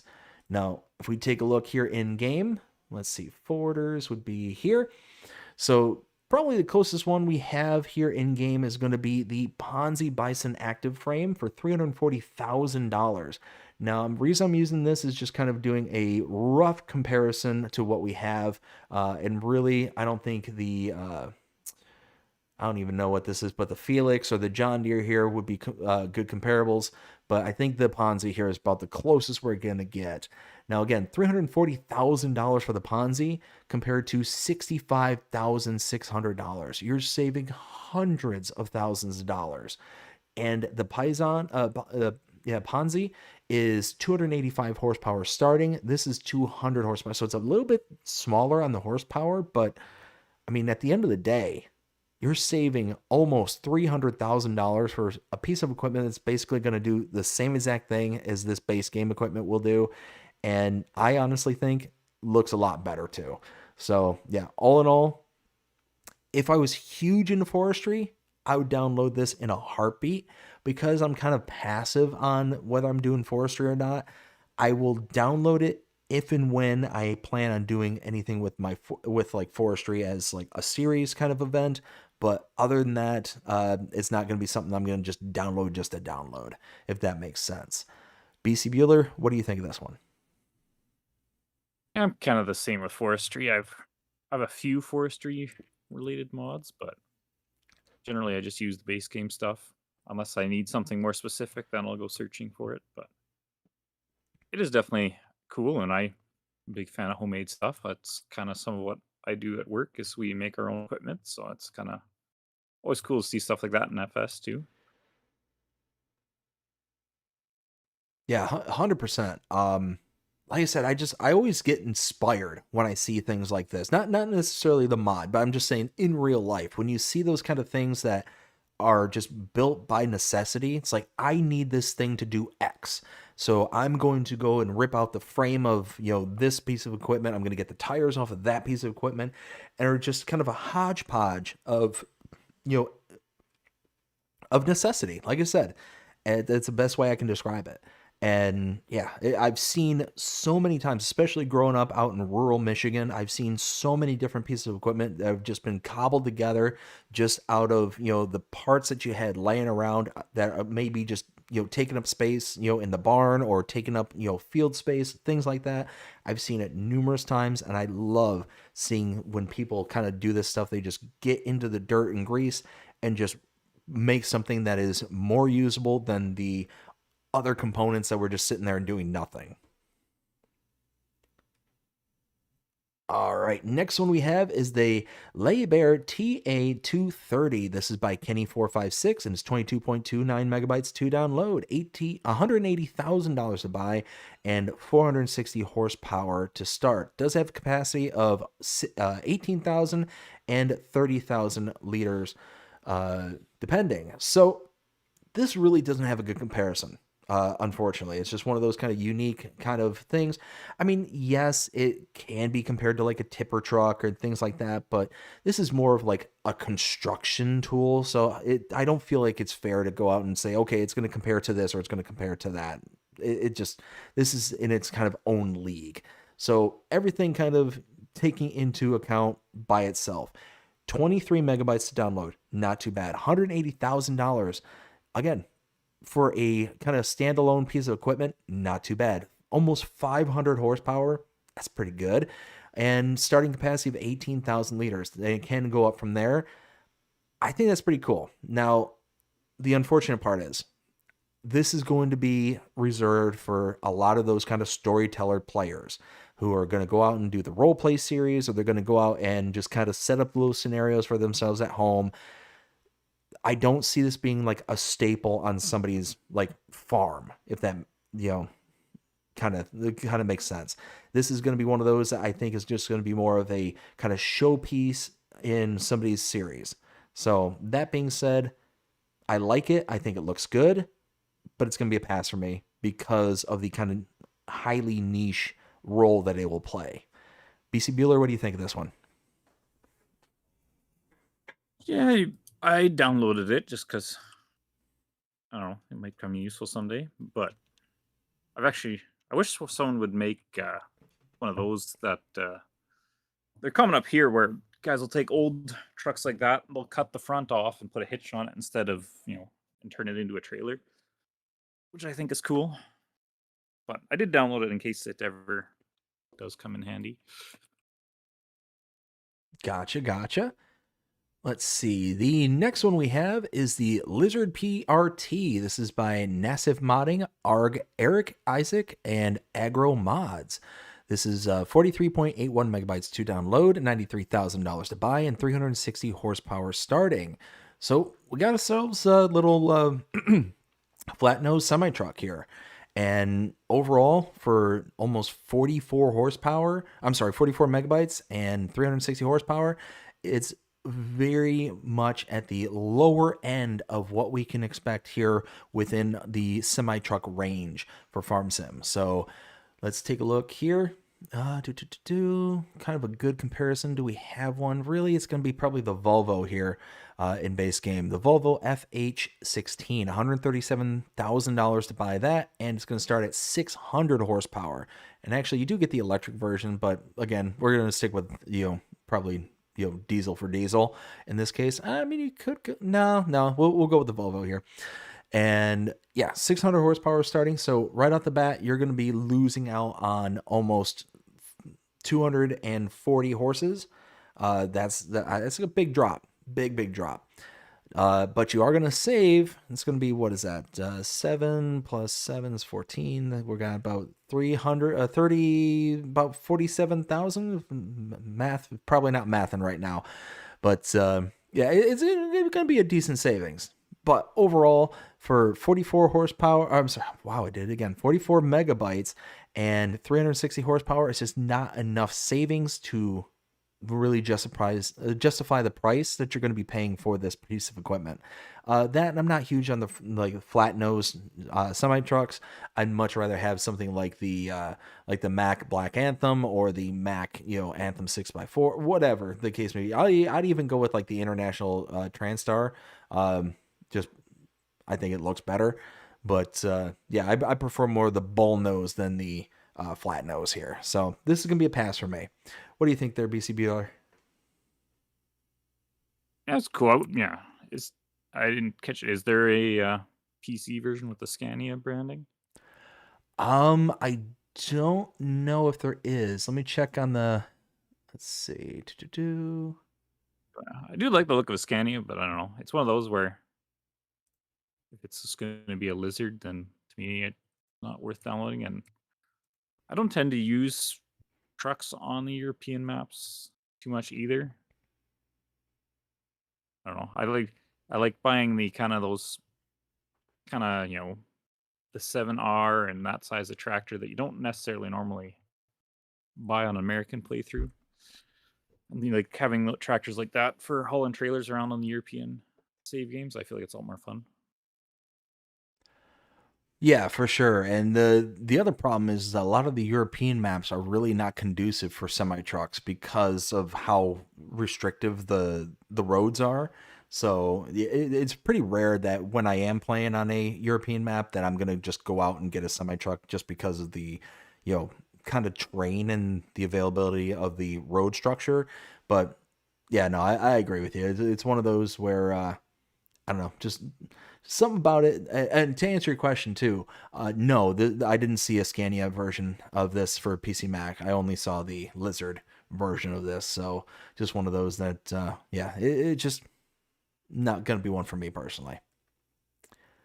Let's see Yeah, the. also, if I do, I tend to use a truck on a European map. I tend to actually like the Mercedes DLC. I like the hook lift ones. I tend to use those more, just because they're more maneuverable. Oh yeah, yeah. The Mercedes DLC, that was a really good one. I mean, the implementation of the mirror system, the kind of reverse camera and all that stuff, really enjoyed that. And I love seeing the modding community getting their hands on that and being able to actually, start putting it into more and more stuff out there. It's really nice to see. Let's see. Catching up with the chat here real quick. We got Jonah says, I went from 80 degrees in Georgia this morning to a car cover and ice when I got home. Oof. Yeah, no, that's not fun at all. Farmer Donkey says it was t-shirts and shorts weather here today. Very cool, 30 degrees. Fair enough. Yeah. I remember those days there, Farmer Donkey. I remember those days when I was living in Michigan and I was it was in the teens outside. It was actually the owner of the store that I was working at a Subway back when I was like 17, 18, somewhere in that ballpark. And I was there in shorts and my work shirt. And the owner, I didn't know who it was, but he had walked in. It was the last customer right before we closed. And of course, I was angry because, hey, it's 5 minutes before close and somebody comes and parks right in front of the store, comes walking in, and, they're wanting food. I'm like, oh, really? Like 5 minutes before close, I'm supposed to be working on closing up the shop, and you're like right here. Okay, fine. So we got to talking, and he's like, man, you're in shorts? What's wrong with you? And I'm like, I'm in shorts. It is what it is. And unbeknownst to me, he's trying to like give me money kind of thing. It's like, go and buy yourself some shorts. Like, no, I don't need your money. I'm wearing it because I want to wear my shorts. Like, I'm allowed to do it on the job. I'm taking advantage of it kind of thing. But no, it was just very remembering those times. Ken says, bit of a breezy summer day here between 18 degrees Oh, wow. Okay. So that's, what does that work out to in Fahrenheit? I have no clue. Let's see. Ken also says 22 version of Backroads County road traffic was all over the map, not just in one area. Yes, I do remember that. Todd says soccer player. I apparently missed something. I don't know. All right, next one we have here is the International CV Series Tanker. This is by Onier Emery. 12.46 megabytes to download, $67,500 to buy, and 350 horsepower to start. So taking a look at what we have here in base game. Let's see. Now this is kind of a remod of the international truck that we have here in base game, the CV series. This has just got the kind of tanker on the back that's affixed to it. Now it does say that it will do, let's see, where is it? There it is. Diesel, milk, liquid fertilizer, herbicide, digestate, liquid manure, water, silage additive, canola oil, sunflower oil, olive oil, grape juice, and buffalo milk. So all those different components that will be kind of taken into this one. And same exact price point. 350 horsepower, same as that. So everything's the same to the base game. It's just got a tanker as opposed to a, tipper trailer in the back. So overall, this is going to be a pass for me. I've never bought a self-propelled tanker kind of thing. I don't mind these things when they're like detachable or something that can be like attached to the frame of the truck kind of thing, like those kind of modular components. Those I'm all over something like that. So if they were to make like an international CV series where it was just the kind of exposed frame and then having the individual components that you could put on there, so a tanker, a tipper trailer, so on and so forth, I'd be all over that, all over it. But just having a tanker by itself for an extra, almost $70,000 just seems like a purchase of luxury than anything along those lines. And again, when I'm playing my game, I'm starting out with, with what I'm starting out with, and I'm building it up slowly but surely. So I can't find the rational time that I would be able to be like, okay, I've got so much money in the bank right now that I'm just going to go out and get myself a self-propelled tanker rather than just spending a quarter of that money and getting a tanker of the same size that'll do the same exact, stuff kind of thing. So that's kind of where I am at with this one. This is going to be a pass for me. BC, what do you think of this one? Yeah, I'd agree with your thoughts.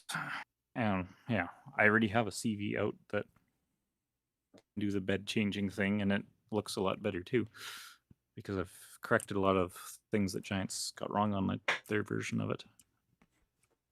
Really, what did they get wrong on it, if you don't mind me asking? Oh, the rims are European semi-truck rims is the biggest one that stands out, but then there's some trim around the windows is the wrong color, and what else did I correct? There was a few little fiddly things like that annoyed me enough that when I had to take it back to Blender to fix, I had to take it back in Blender to correct the exhaust so that it wouldn't clip through all the beds. Then it was like, well, now it's in Blender, now I can fix all these annoying little things. Okay. Yeah, no, so like I said, yours I have installed. It's one of those that that's like a download all day, all night kind of thing. But this, like I said, just I never understood the whole like having those vehicles that are dedicated to one thing or another. Now, with a small exception, I will say like a self-propelled forge mixer, not a mixer, but a forge mixer, but a forge mixer. That I'm fine with. That I'm totally fine with. It's just got such a unique job that it's not going to be available with something else unless it's like a tow along or something along those lines. Those are the things I can see because you can get those self-propelleds that will be bigger quantity. They'll have bigger tubs and stuff like that. But something like this just doesn't hit hard on my radar. All right, next one we have is the Krone Easy Collect 750. This is by FMT Bean. Is 5.66 megabytes to download, $75,000 to buy, and a 7.5 meter working width. So we got ourselves a nice little forage harvester header for our Krone brand. So I believe, I'm not 100% sure, but I think we've got something similar to this in base game. Let's see.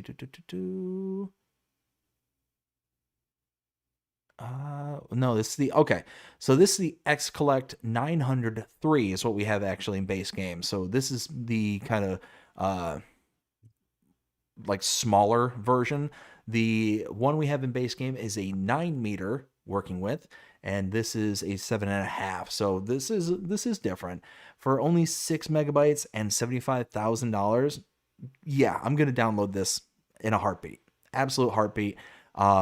One of those, if I've got a Krone harvester, then I want the header to go along with it. And this is going to save you a bit of money. You can see $75,000 for that particular header, and it's only 7.5 meters. The 9 meter equivalent is $127,000. So it's going to save you, decent chunk of change. Now, let's see if we got something that's going to be comparable at the 7.5. Yes, here we go.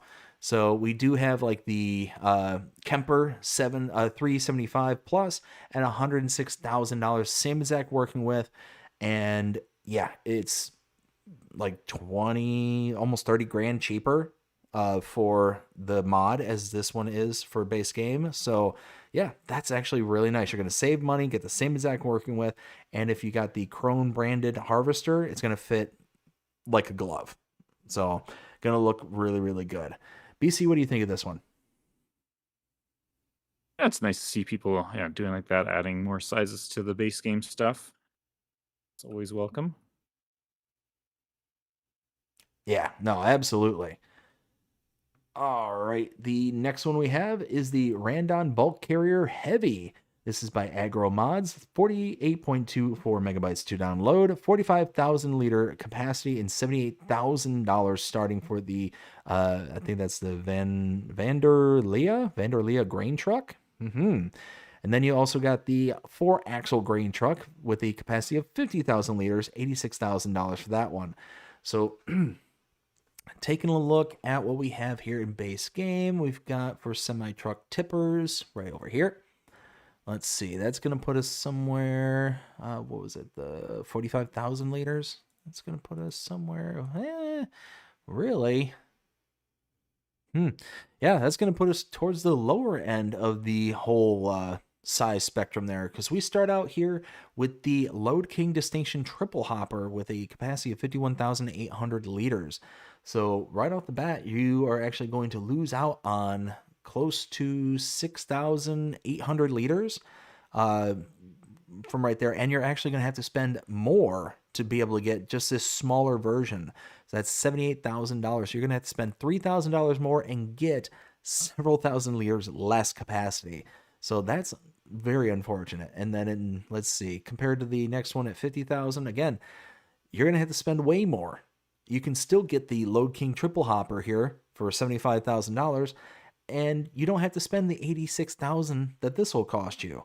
And you're still going to lose out on 1,800 liters worth of capacity. So overall, just with the kind of, looking at the available sizes and prices, it's going to be a hard pass right off the bat. And it's going to be an extra 49 megabytes to download just to spend more and get less. I mean, yeah, I mean, if you're looking for Randon for that South American style trailer, then yeah, that's going to be right up your alley, but you're going to spend more than you would have to just getting something in the base game. So it's going to be a pass for me just because of that. BC, what do you think? Yeah, I would agree with that. Going to be if you're doing South American farm, it's relevant, but otherwise not too likely.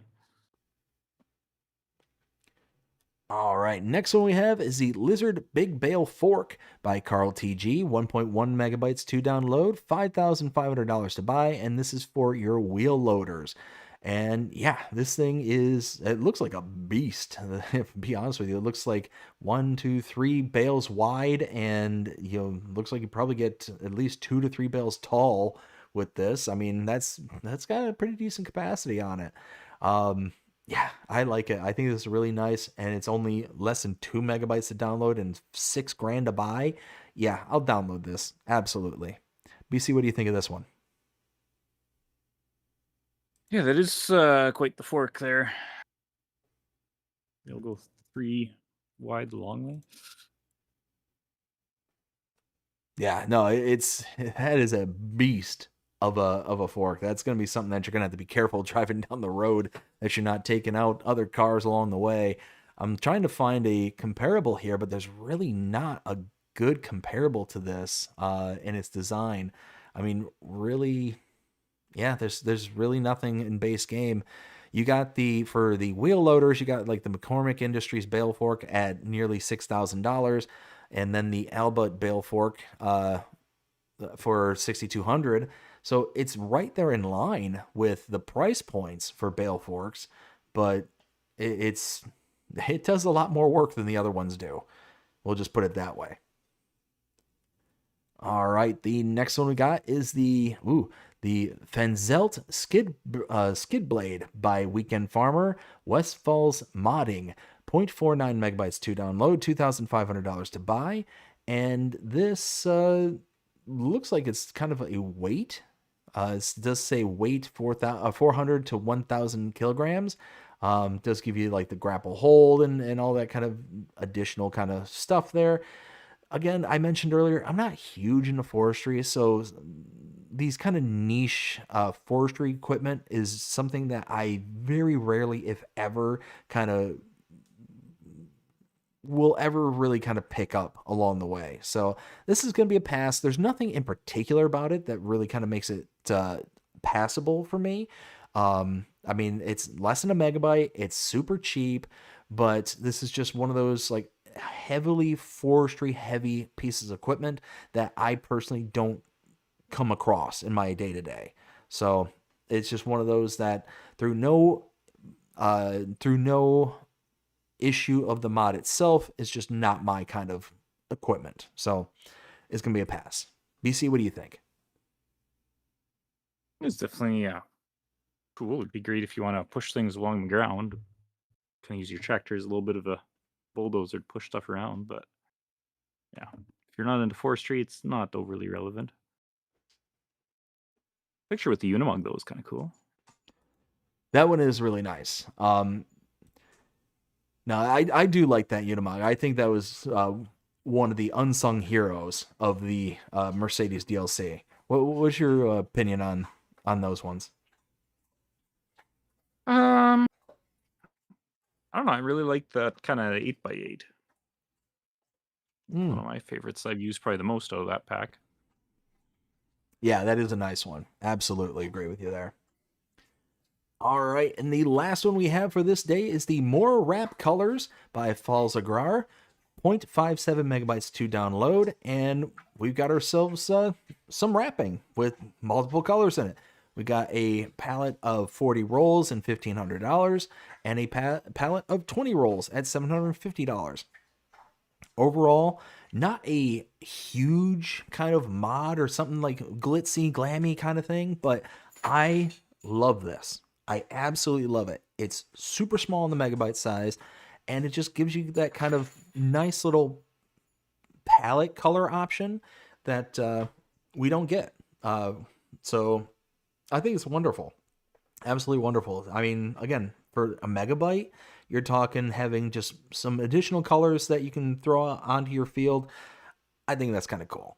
It's not anything that's going to break the bank. It's not anything that's going to be game-changing or revolutionary or anything like that, but it's just, it's there. And yeah, I think it's worth a download. What do you think there, BC? Yeah, it's definitely if you're interrupting bales, you might as well have it. To add some variety, or maybe you want to color code things for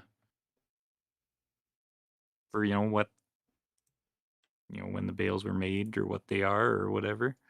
Gives you some more options for that. Absolutely. No, absolutely. So like I said, that's the last one for that day. BC, do you have a favorite from that specific day? This is what, the 20th? Uh,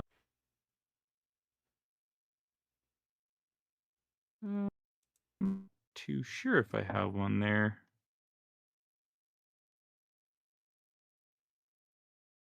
Nothing really that stands out super obvious as kind of a, the game wouldn't be complete without it. Well, I'll tell you what, while you're thinking about it, I'll go ahead and let people know what mine is. Mine is definitely going to be the map by Andy. This is Ratzinger Height. Again, just to recap, I thought this was absolutely gorgeous map. Again, very nice color palette. Just that this photo right here, this is almost identical of what you see when you first start out loaded the map. You've got that kind of nice sweeping hillside going down into the town area there. It's a beautiful map, a very, very beautiful map. So definitely don't sleep on it. It's definitely got its charm to it. If you like European style maps, this is definitely going to be up there. So did that buy you enough time to make a pick, or even saying that I don't have a favorite is an acceptable option?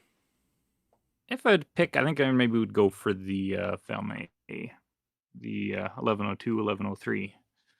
I think would have to be my pick if I was to pick.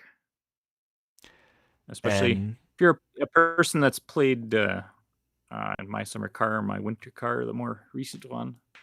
It's a very, I'm not sure if that's exactly the tractor that's in that game, but it's definitely close. Which is kind of cool. And it definitely is a beauty tractor. Like I said, I do like the look of it. It looks great. All right, so we do have some updates to cover, starting out with Pelinier. This is going to be version 1.2.2.0, and its update says, fix the conflict between the Precision Farming DLC and the Vetri crop, adjusted values of additional crops for the Precision Farming DLC to achieve more realistic values, fixed an issue where some crops did not regrow correctly when seasonal growth was disabled, added the ability to mulch cover crops before incorporating them into the soil. So I went through and did the update video on this, tested a few things, definitely seemed to be, up and running. Everything, seemed on the up and up. So was very happy with this one. BC, do you have anything to add for this update? No, I haven't played on that map, I think, since it first came out, really. Gotcha. The next update we had was Riverbend The Aftermath by Insane Sim Guy, who is there in the chat. ISG, thank you so much for putting out this update. It's version 1.1.0.0, and it reads, Loggers rejoice! Increased number of viable farmlands from 123 to 152 to include several previously inaccessible forest areas. Farmland 152 includes all roads that do not have traffic. Adjusted size of several farmlands. Adjusted water triggers at water tower in the main town. Made the decorations with the starting farmhouse sellable with the house. Removed some fences along river south of the main farm where new property is available for purchase. Decreased radius of deadwood contracts of farmland 117. Removed water puddles from the farm area as this unintentionally led to some placed buildings getting flooded during the rainy weather. And then a new save game only required for the following changes. Plowing of snow not allowed throughout the entire map. Swapped out locomotive on the train with North American locomotive. And dredging boat now produces stones. So all that covered in the update video that I made. And yes, very, very happy that this update is out. Just opens up the map a little bit more for those people who like to do logging, like to be able to get into those kind of nitty gritty areas. This has been opened up. Few kind of convenience updates as well, like the water tower buy point being switched around. That one there, it's not on the hillside anymore. It's actually kind of on the more like easy, gentle sloping area, so you're able to drive in and out very easily. Yeah, again, it's a very solid update. Very happy this is now finally out. BC, anything to add to this one? Not really. That the train is from my North American trains prefab pack, though. Yes. Which Yep. is Yep. cool. Yep. I'm not sure how many modders have actually, or mappers have actually used it on their maps yet, but I definitely. That's one when people ask where it is. That's when I know for sure it's on, so I can tell them now that it's on there. Well, it's funny because during my update video, as I was recording, I just so happened to notice the train was coming in the video, so I was actually able to capture it on the way by, and it's like, that's really nice. It does. It really does kind of tie in that North American feel to the map itself. So was really glad that that was an addition that was made. Did you like the all platforms friendly kind of funny branding? Yes. If you looked at it close enough.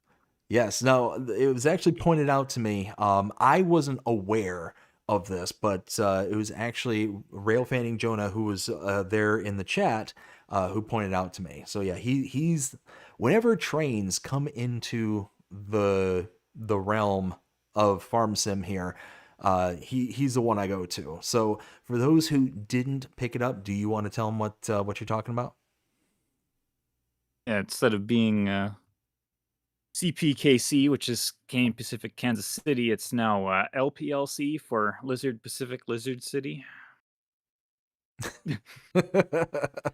That's awesome.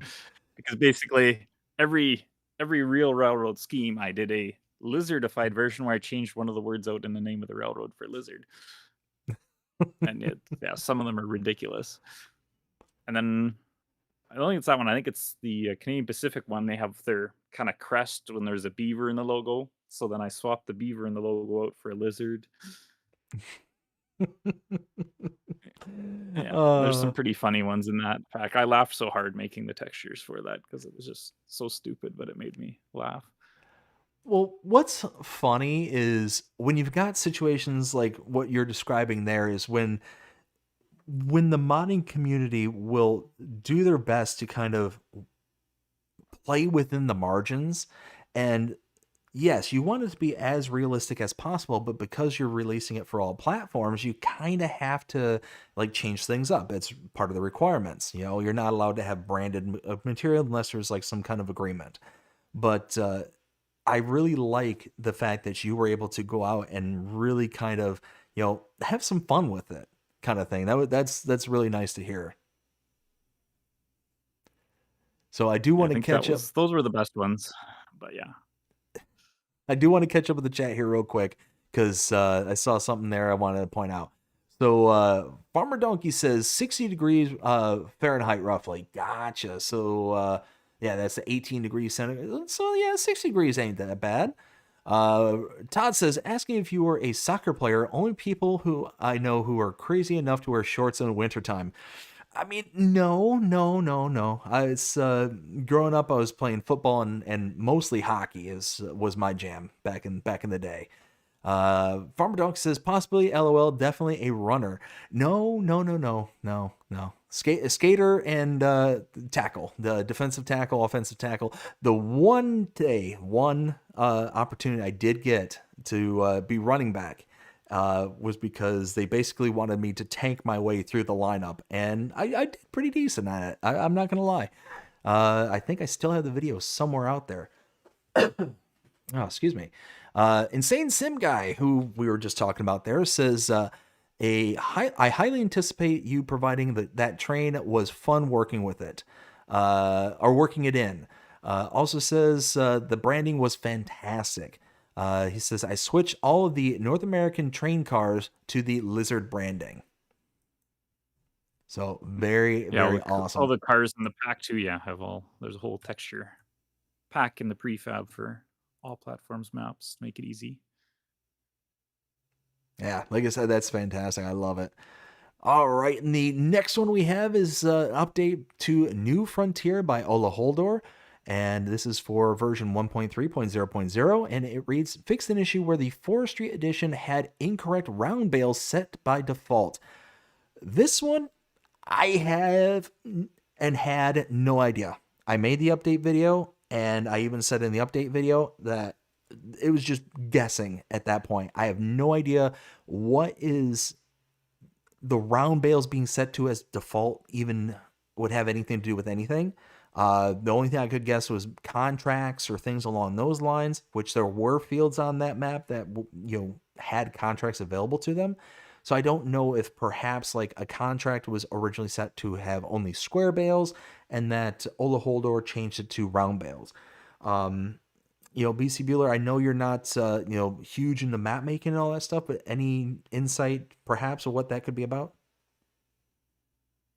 I'm gonna guess he probably kind of does kind of a template type thing for his maps, and it was probably something he came across on Renaboo, and then has gone back now to fix on this map as well.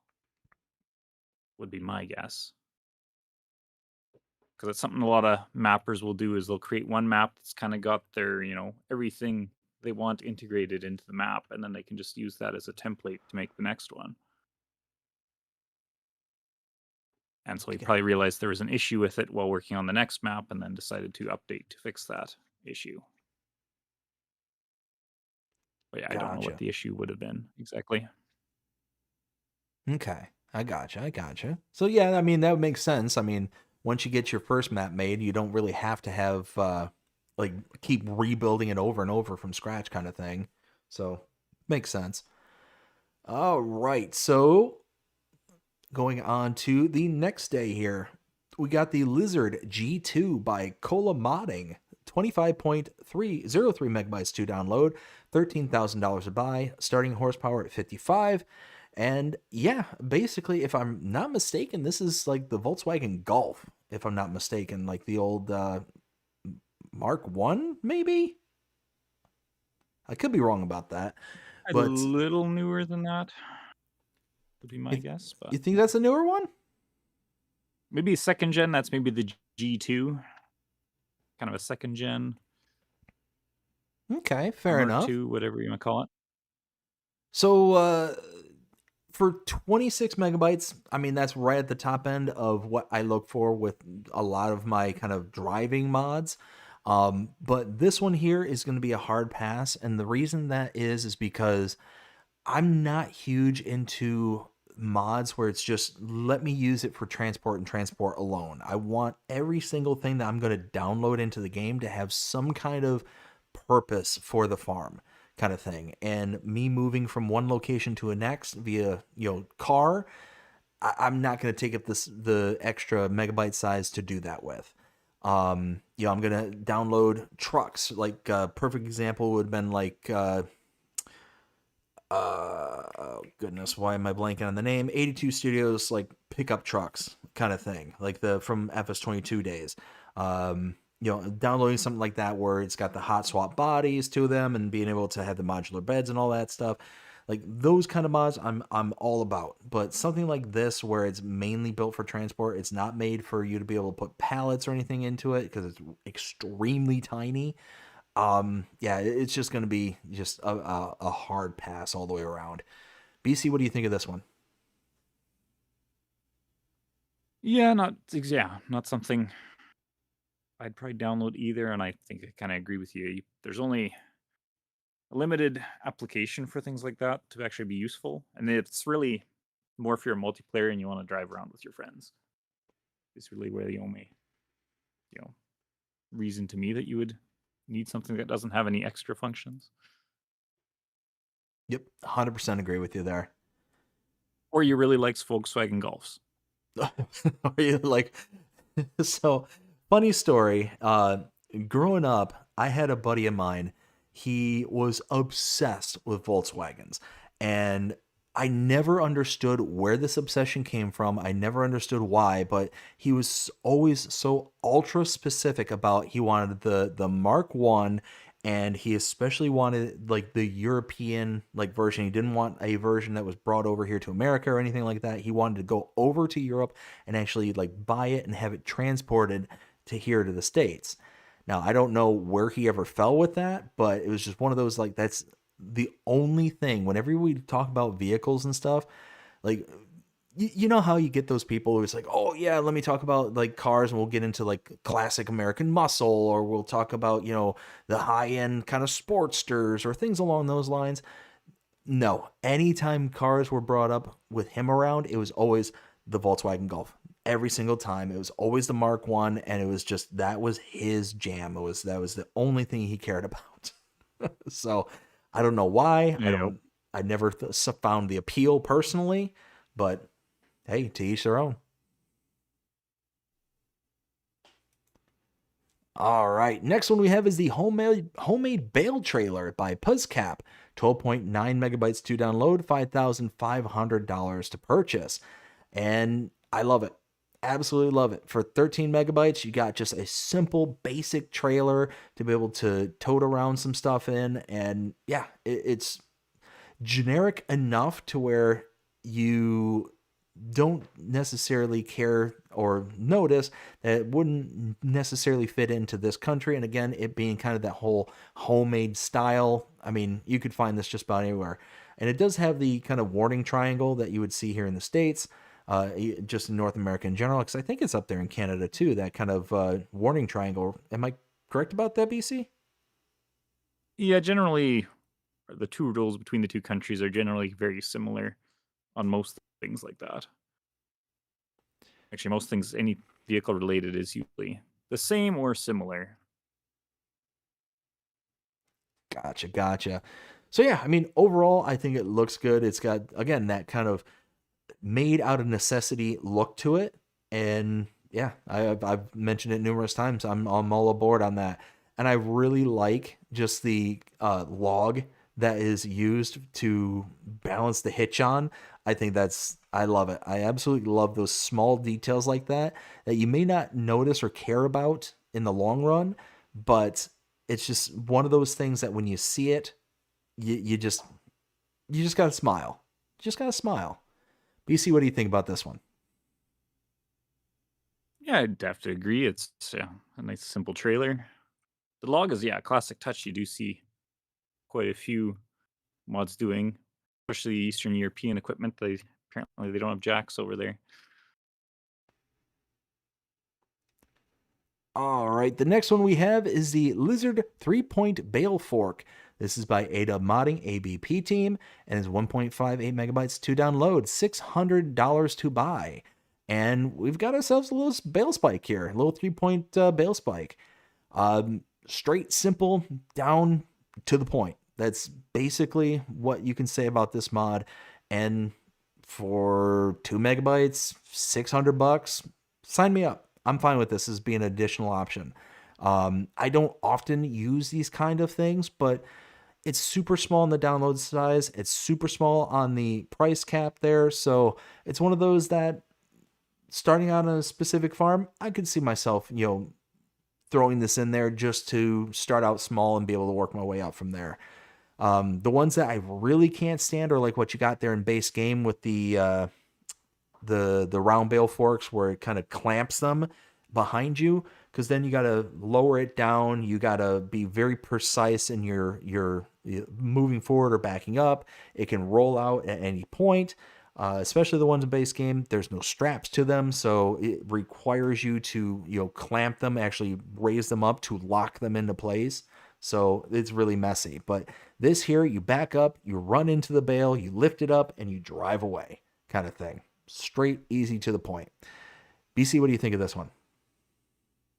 What was it a lizard, or was there an actual brand on that one? This is a lizard. Okay. I mean, it's a nice, simple bale fork, and there's times where they're very handy to have things like that. Absolutely.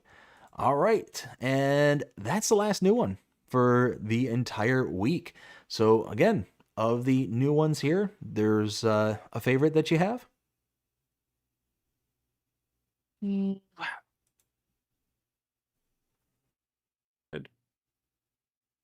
Are you going the whole week, or just those out of those three? Just those three for the day. Those three? Maybe I'll go with the bale spike. That'd be the most likely one I'd download of the three. And yeah, I'd probably go with the bale spike. You know what? I'd probably put it in as a tie. I'd probably go with the trailer and the bale spike are kind of the two that I would see myself absolutely downloading and being able to actually use in game. All right, well, like I said, that's the last new mod of the week. We didn't get a whole lot this past week. Got a good mix of of updates and new mods. So one of those that we now move on to the news. So first things first, give a big shout out again to WillTGaming, the FS Encyclopedia. Will, thank you so much for everything that you do here, not only for the show, but for your Facebook page. So if you want to keep up with the news in regards to Farming Simulator, go check out WillTGaming, the FS Encyclopedia on Facebook, and you can keep in touch with everything that's going on here in the world of Farming Simulator.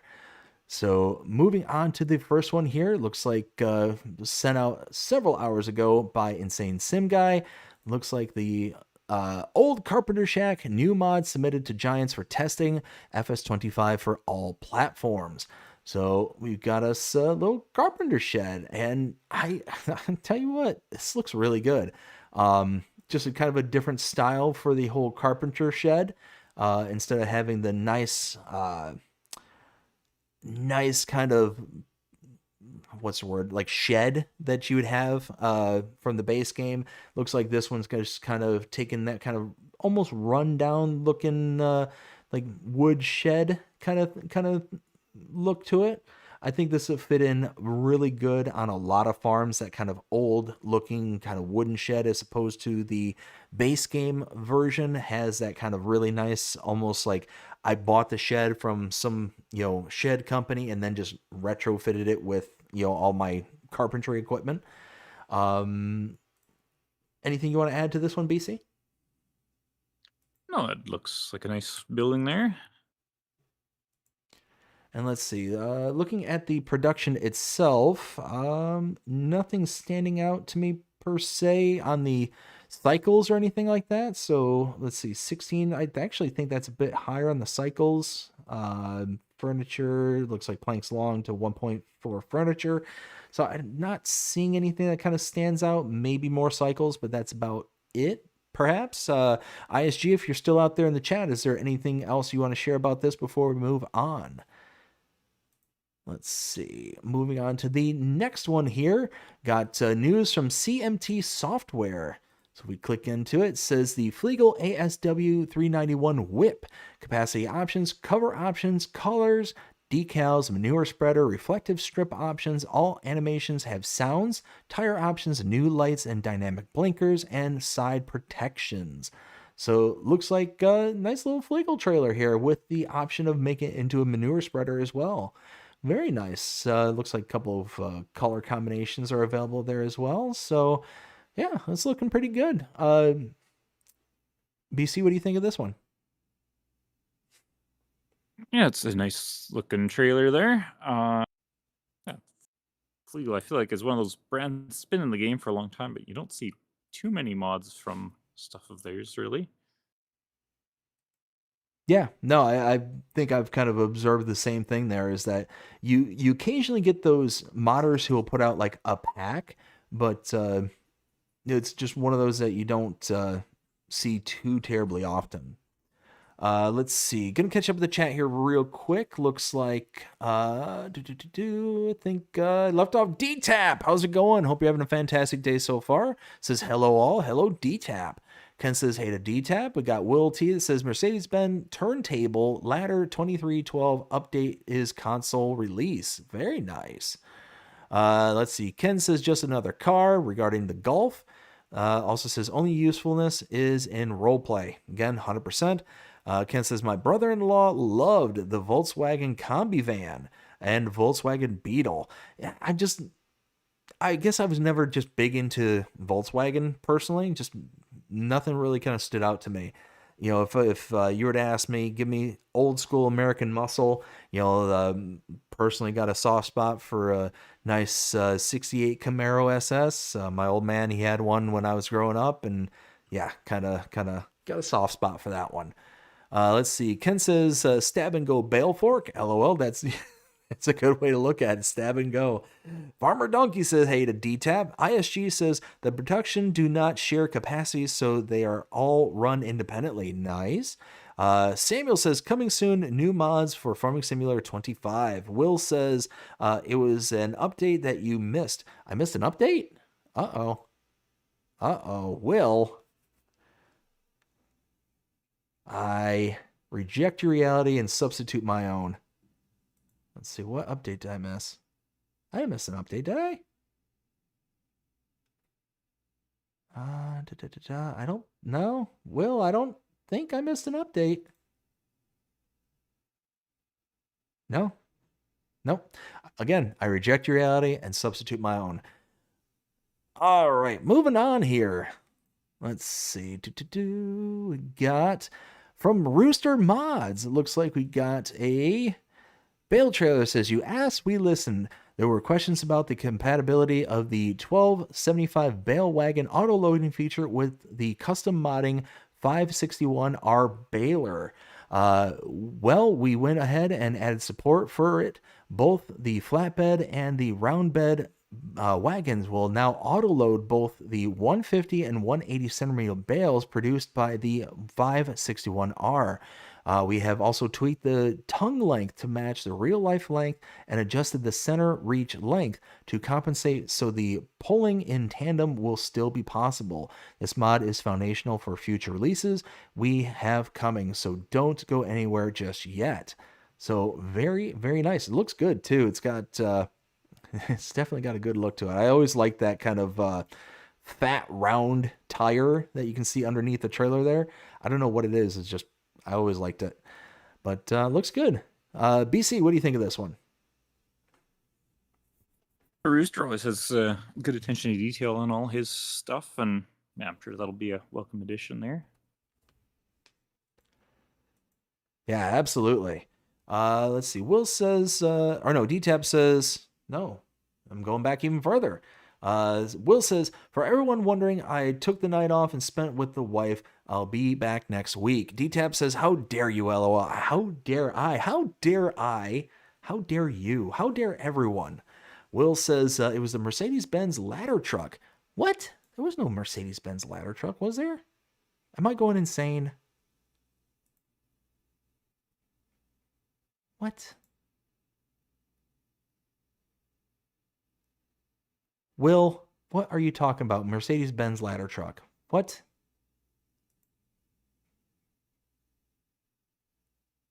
Mercedes-Benz. This thing? The turntable? Yeah. Okay, I mean, I'll changelog 1.0.0.1 is now available for all platforms and minor, but okay. So yeah, it's if you want a fire truck that's the kind of German branding, here you go. BC, I guess this is new for consoles. So, what do you think of this one? It's not something I'd use. No, the fire truck stuff hasn't made it to 25, has it? In regards to like that whatever the one was in 22 that we had, that the firefighting stuff that hasn't made it to 25 yet, has it? No, not that I'm aware of. No, that hasn't made its way. Yeah, so 28 megabytes almost, you're talking, and it's the whole kind of thing that I was talking about earlier, where this is more of the kind of role-playing aspect of the game, which just never really sets out for me. Again, it's also got that kind of what is that, German, it's got German writing on it, so it's going to have that kind of European flair to it. If you're playing on a European map, all fine and dandy. But I mean, it's one of those that, again, it's just not one that I'm going to be all, hot and bothered about to go run out and grab right away. So yeah, it's just going to be a pass. All right. Now, before we were so rudely interrupted by Will, spend time with the missus. Let's move on to, let's see, next one we got is from Weekend Farmers. Says, thanks for the release of the Big Farmer 145. There will probably be a conveyor belt for HD bales in the LS25. The conveyor belt is just getting the final touches and will be sent to Giants testing. 2 variants are planned, one under the Hinghas brand for PC players and one under the Lizard brand for crossplay. So looks like we got like a little bale loader, which is actually kind of cool. Not often you see something like this, but this can make those buildings that have those accessible roofs, like haylofts and stuff in them. If this is like a functional, like it actually will carry the bale up and into the building like that, then that could actually be kind of nice. BC, what do you think of this one? Yeah, no, that'd be cool to see a working bale loader. Like, I know we got like the Straw Harvest DLC, and part of the components that's available in that is the pelletizer.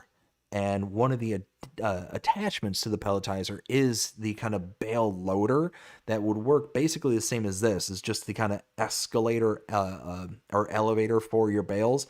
Works the same way as it just carries a bale. You place a bale onto it, it shreds it, and puts it into the machine kind of thing. This is just minus the shredder. This is just the kind of elevator up into like the loft area of a building. So I presume that it's going to use kind of similar components or similar mechanics. It's just going to, creep the bale up and into the waiting loft. I just think that's kind of a cool little component right there. All things dependent on the size of the file and all that stuff, but I can't imagine something like this taking up too much space and all that stuff. So I'm gonna look forward to this one when this comes out. Let's see. The next one we have is from My7 Farmer, which is MA7 Studios. This is a Le Machette Wine and Hamet de. We continue to discover the La Machette map with the presentation of the second farm, along with 4 present on the map. The wine farm, located in the heart of the rural hamlet. Wow, I am very uncultured. This is a farm body entirely dedicated to the vine growing, designed to offer the real production chain around the grapes, while still being modular to suit the playing style. or your playing style, a complete production chain around grapes. The farm integrates 3 dedicated productions working in stages. 1, cleaning the grapes. 2, turning grapes into grape juice in barrels, red grape juice, white grape juice, and juice de raisin rosé. Aging optional. Red and white juice can be aged in keg to be resold at a higher price. Now, that's actually very interesting because that's kind of pushing the whole rated E for everyone kind of thing. Maybe I'm not Giants, so hey, if this is a good thing, then I'm on board with that. Also says functional and versatile buildings. The site includes many agricultural buildings, including a grain silo, repair shop, and infrastructure necessary for various wine productions. Farm adaptable in ways of playing. All 3 grape-related productions can be sold in-game. This will allow you to easily convert the wine farm into a cereal farm for those of you who wish to evolve into another type of operation without changing sites. More sneak peeks coming very soon. This one I'm really excited about. I'm really excited about. Anything by MA7 Studio is going to be an absolute slobber knocker when it comes to just the beauty factor. This is the same map maker who made Pelinier. And yeah, if this is even like a tenth of what Pelinier was, we're going to be in for a treat. And just looking at these screenshots, looks absolutely gorgeous. All the detail work has been done in the buildings and the landscape. And you can see, look at that beautiful, gentle rolling hill with the vineyards just kind of lining it. Looks fantastic. BC, what do you think of this one? Yeah, their maps are very well done. I really liked their other one they had for 22, the 4X PC only one. I don't know how many. Probably like a 200-hour save game I think I had on that one. Because it was just so well done. Oh, wow. Yeah, so unfortunately, I only became PC when FS22 came out. I only recently joined the PC realm. So unfortunately, I didn't get an opportunity to try that one out. But had I been on for 22 on PC, that would be a map maker I would have grabbed in a heartbeat. Is MA7 Studios. Like I said, there's those modders out there that when you see their stuff drop, you go for it right away. I named a few earlier, and MA7 Studios is definitely one of those that is in that must download now category. So let's see. The next one we have, from Oxygen David. This one says, a few people have been asking for a PDA map of Whitcomb Park, so I'm sharing it now. Enjoy. And you can see here, okay, yeah. This is another map maker. I mentioned them earlier. Is going to be on the must download, section of things. And yeah, Whitcomb Park, I'm highly anticipating this one coming out. I mean, what can we see here from this screenshot? I mean, you can see that a lot of these sell points are really kind of collected down there on the southwest corner of the map. I'm not seeing like a real that might be your starting farm right here. So if you look here on the southwest portion of the map where all the sell points are, just to the northeast, you can see like the little cow barn symbol. Your player is standing right there on the map, so that might be the starting farm. You got the biogas plant to the north right over there, a few other sell points, perhaps some other farms that are kind of built in, hidden on the map, which is kind of often on Oxygen David maps, is that there's hidden farms, and this area might be one of them. It looks like, is that Farmland 78, I think? Maybe another one over here and over here. So looks like there's going to be some purchasable lands that you're able to build up and make up into additional farms. Yeah, I'm really excited about this map. BC, what do you think of this one? Yeah, Oxygen David just keeps getting better and better somehow with every map he does. They're just amazing what he can pull off. Yeah, no, absolutely. I'm stunned as to the level of details that modders can bring to the game, my brain just can't wrap around that. I've never been one of those kind of artistic, creative types. So being able to like make a mod or make a map or anything along those lines and be able to think in that three-dimensional space, I've never understood how to do that. And it always kind of melts my mind when I get to talk to people like yourself who can do things like that, who can think in that three-dimensional and actually build things out that has that kind of, I call it the eye, the artistic eye. Having that, I've never had it. Now I can recreate things. Like if I'm working on like a woodworking project or something like that, if somebody points to a table and say, hey, make this table or make this bench, I can do that. Like I can recreate something using my mind and visually how I want to like recreate things. I can do that. I can't make things from scratch. So hats off to yourself and people like you who can. All right, next one we have is from the SMI modding team.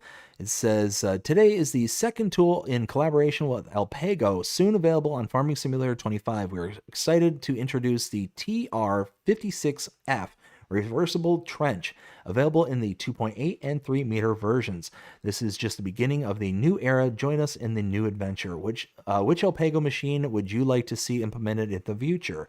Let us know in the comments. The second tool in collaboration with Alpago, soon on Farming Simulator 25. We're enthusiastic to present the TR56F mulcher, available in the 2.8 and 3 meter configurations. This is the only beginning of the new era. Join us in the new adventure. Which Alpago machine would you like to see implemented next? Let us know in the comments. So looks like they basically smashed up two separate like releases into a single post kind of thing, is I think is what I was reading there. But yeah, this is probably the tool. one. It's probably was in 2 languages and it automatically translated. Oh, English is probably why it's kind of doubled up. That makes a lot of sense.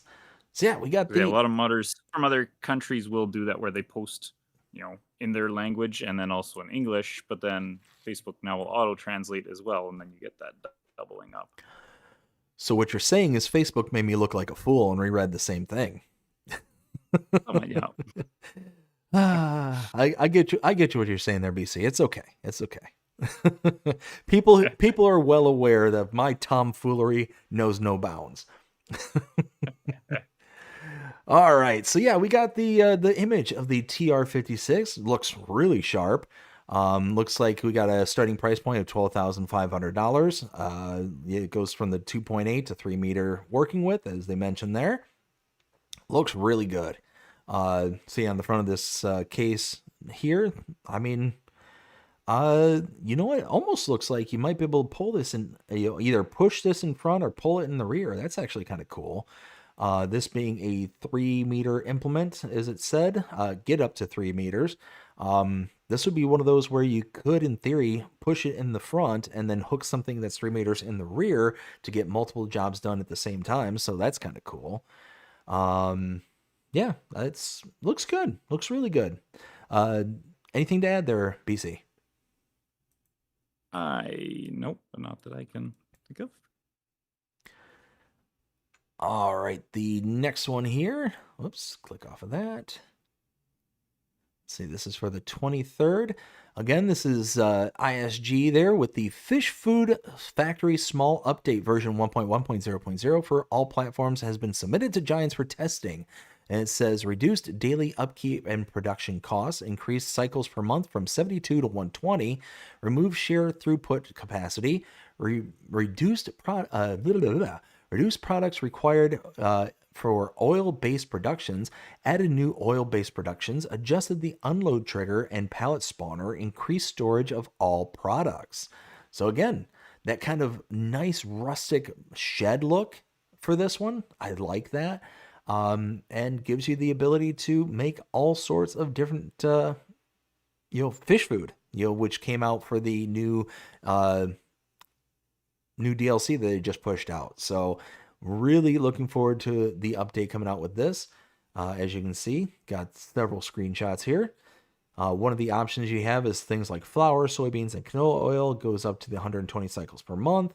So it's going to be a pretty decent production for you, especially for your small farm build. Yeah, it looks really, really good. BC, anything to add to this one? Not really, no. Nice to have a smaller fish food, though, I guess. All right, the next one here is from Black Sheep Modding. It says, it's back, coming soon to the Mod Hub. The Lizard FK Intense Pack is officially back, fully finished and available very soon on the Mod Hub. Modern farmers require more and more efficient machines for solid spreading. The versatile Lizard FK Intense is designed for spreading fertilizer or lime, featuring two 11-meter arms for high precision spreading and up to 50% material savings. Pack includes the Lizard FK300 Intense, capacity 33,000 liters, material, fertilizer, and lime, working speed 22 kilometers per hour, working width at 22 meters. Then you got the FK22 220, and that has a capacity of 22,000 liters and 18-meter working width, and the FK110 for 15,000 liters and 15 meters. This I absolutely adored in FS22. I am so glad that it's back here on FS25, or is coming back to FS25. Yeah, this one is an awesome mod, and can't wait for it. Any thoughts on this one, BC? Not. I didn't actually use that one myself, but it did seem to be a fairly popular spreader, though. It's one of those that I don't know, I'm sure it did, and based on what they wrote in the description there, I'm sure there was like a savings. I don't know if that was the same in 22, but this might be just 25 talking. But the material saving says 50% of material saving. I mean, if you're able to save 50% of the material being used with this trailer, I mean, that by itself is enough to use it.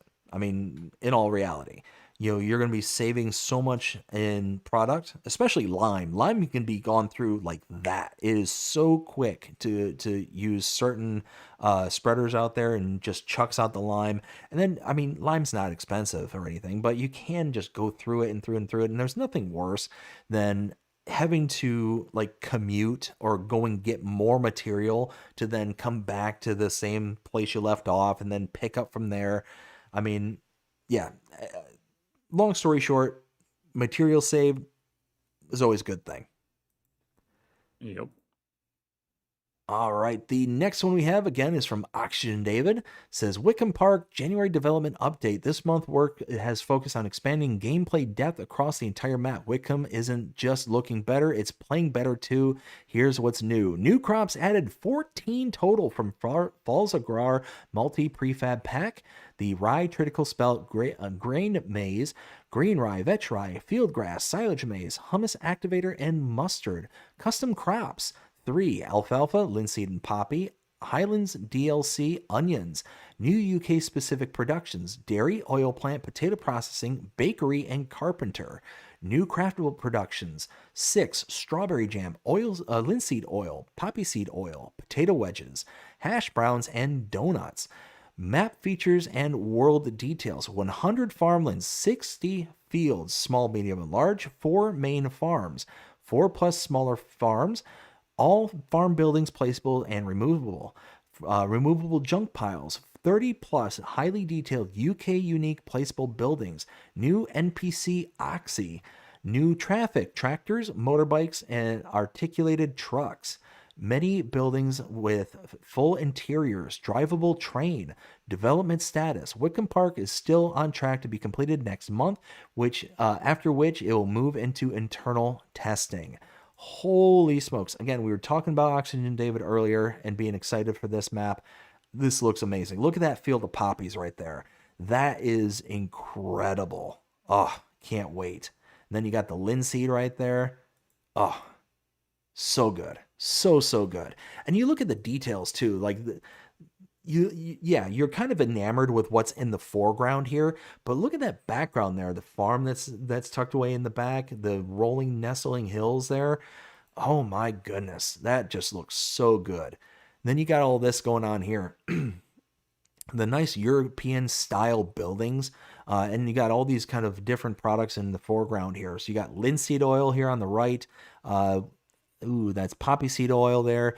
Looks like you got, is that bagels maybe? Or donuts?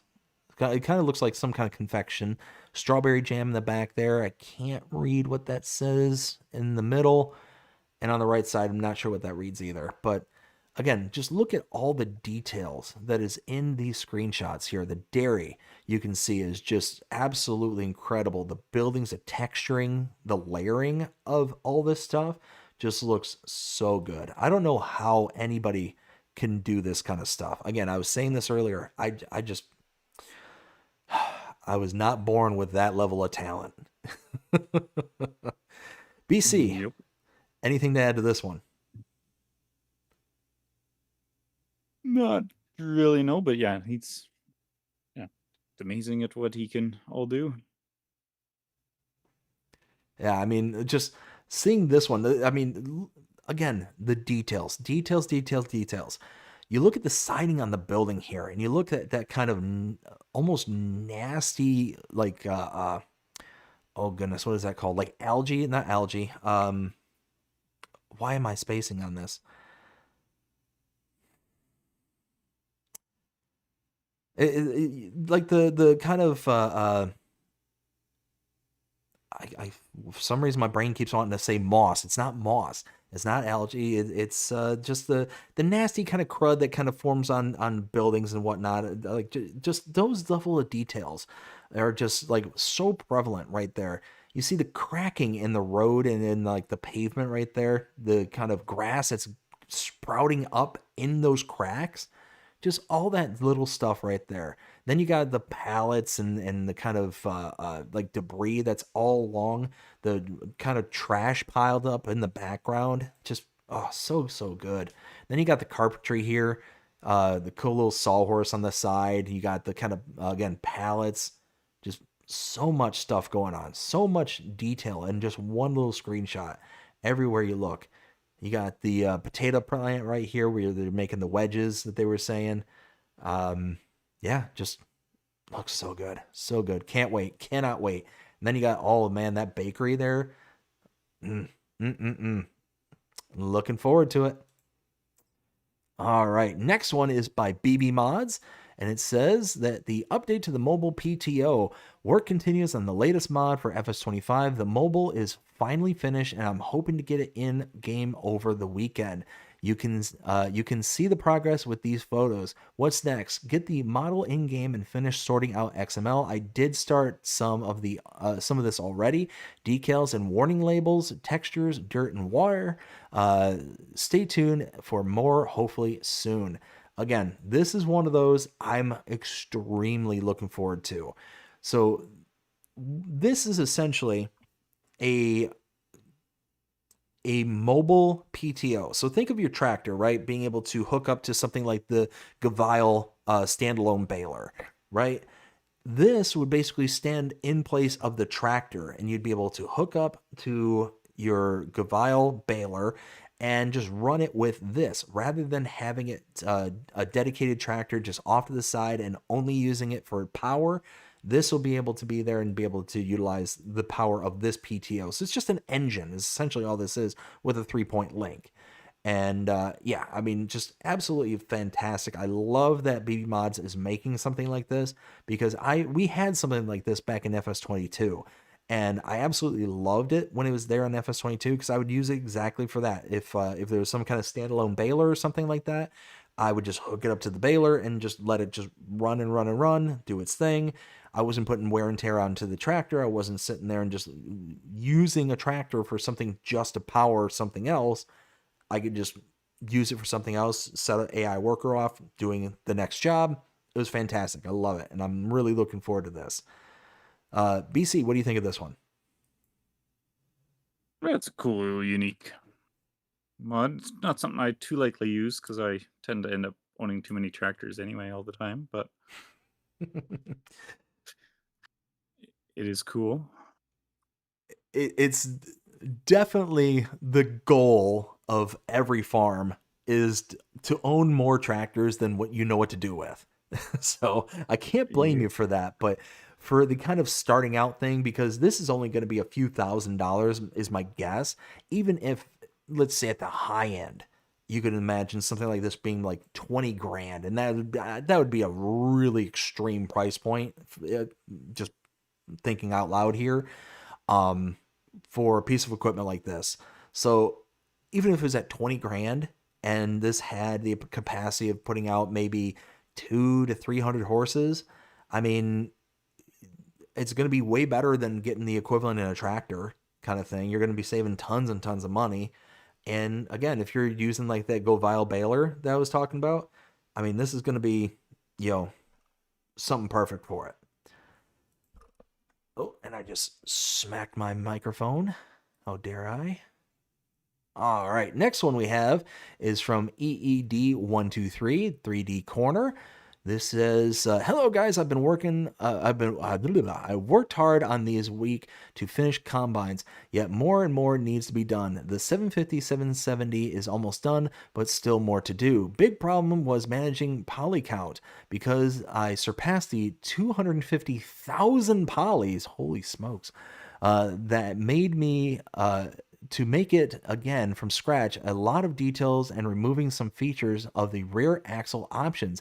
I barely fit in 249,400 polys, and still a lot of decals need to be added too. After Gen 1 of Lexion 600 and Lexion 700 will follow new headers including the Vario 1050 and Corn header from 2010 to 2012. I also had plans to make sunflower rowless headers too. If you like my work and want to support, and they give the link to their PayPal there. So one of those, I mean, again, the fact that they're using up almost all 250,000 polys for this tells you it's going to be insanely highly detailed. Yeah, it's gonna look good. So be on the lookout for this one. It's probably gonna be high on the megabyte size. Probably gonna be high on the, load for console players in regards to slots and stuff. So also be aware of that. But it might be worth it in the end. BC, anything to add? He's my go-to guy if you want a Claus combine, pretty much. He's one of the best, at least for the older ones. And he's slowly working his way up to the newer ones as he gets things done. So it's always good to see. Excellent, excellent. All right, the next one, nope, not that. Let's see, is from Dince. This says, "Hi guys, today I want to show you the proper US version 9RX. For the US version, a lot has changed, etc. The front frame is now corrected to match real-life US version. All exterior and interior stickers also changed with the configuration of the US version. Also, track weights are now separated options, and you can separately configure front and back ones. Available on EU version 2. I'm currently working on adding 7th and 8th SCV pair options. Stay tuned for more. If you want to show support and Giants promo code and all sorts of stuff like that." So, yeah, the 9R. Look at all that. Look at all that. So hood up. It has these like these. I don't know if they're like filters. I forget exactly what it was in last week's Agribusiness, but this little filter thing that is kind of insertable into the tractor was something that was really cool. I think that's an air filter, if I remember correctly. It goes into this little hole right behind the track there. It is. Okay. So, I mean, just details like that is just insane to me. Like I said, the tractor opened up. It's like, people know normally this kind of stuff doesn't mean much to me. Oftentimes I see this stuff as kind of just building up the megabyte size and all that.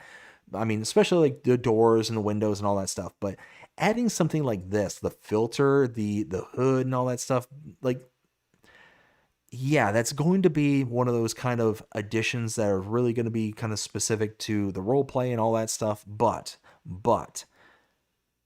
That's something I've never seen in another mod, is like the air filter being able to be popped out to bring in a new one and all that stuff. Like, you got to appreciate small details like that that separates you from everybody else.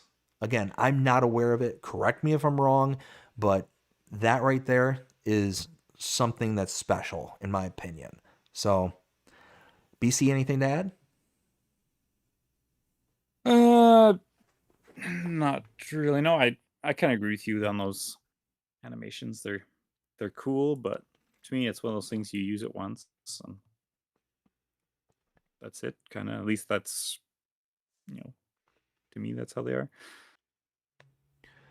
Well, see, and my thing too is when it comes like the door animations and stuff like that. Again, because I'm so used to console, and I've never used IC. That's one thing I've never really gotten into. That just yet. That might be in the future, but we'll see. But my interactions with the vehicles when it comes to like the opening of windows and opening of doors and stuff like that, I've never been huge into it because it's always based on button combinations for your controller. So because of those button combinations are so easy to push when you're driving around and doing just kind of the natural nitty-gritty of the day-to-day grind kind of thing, that I would always unroll or open up my doors or open up my windows and stuff like that. And it'd be the middle of December, snow was falling, I'm in the tractor, and all of a sudden I realize, wait a minute, my rear window's open. Or something silly along those lines. It's like, okay, well, let me close that up. Who knows how long I've been riding around with a wide open window, while recording my Let's Play or role play or whatever the case may be, make myself look like a goof, which again, people are well aware of. I can, my goofiness knows no bounds. I have not hidden that fact whatsoever. So again, it's one of those, that's part of the reason why I've never been too huge into like the doors and the windows and stuff. Although I do appreciate that it does add that layer of like realism and authenticity to the mod that is being brought into the game. That's why you never really see much of that on my stuff, because it's annoying when it takes your keybinds up for a lot of things that'll interfere with opening the tarp, which is a lot more important. Exactly. Yep. I'm 100% right there with you. Next one is from Custom Modding. It says release date John Deere 2680H high performance disc. The John Deere 2080H high performance disc will be released on Friday, January 23, 2026. So this is something that must have. Wait a minute. Oh, no, wait. Let me keep reading. Just keep reading. Just keep reading.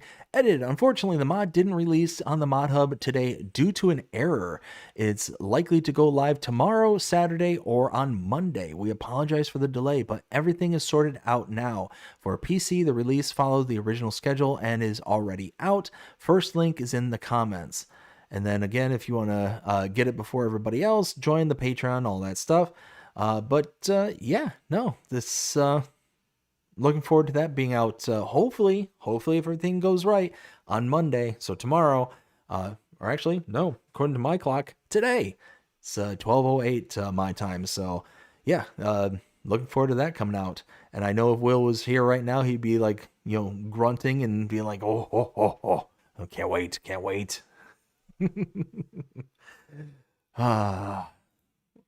Anything to add there, BC? Do you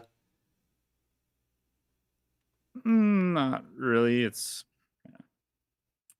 kind of don't like the whole hosting on Patreon thing. I feel like that's kind of a way to try and trick people into subscribing to your Patreon, but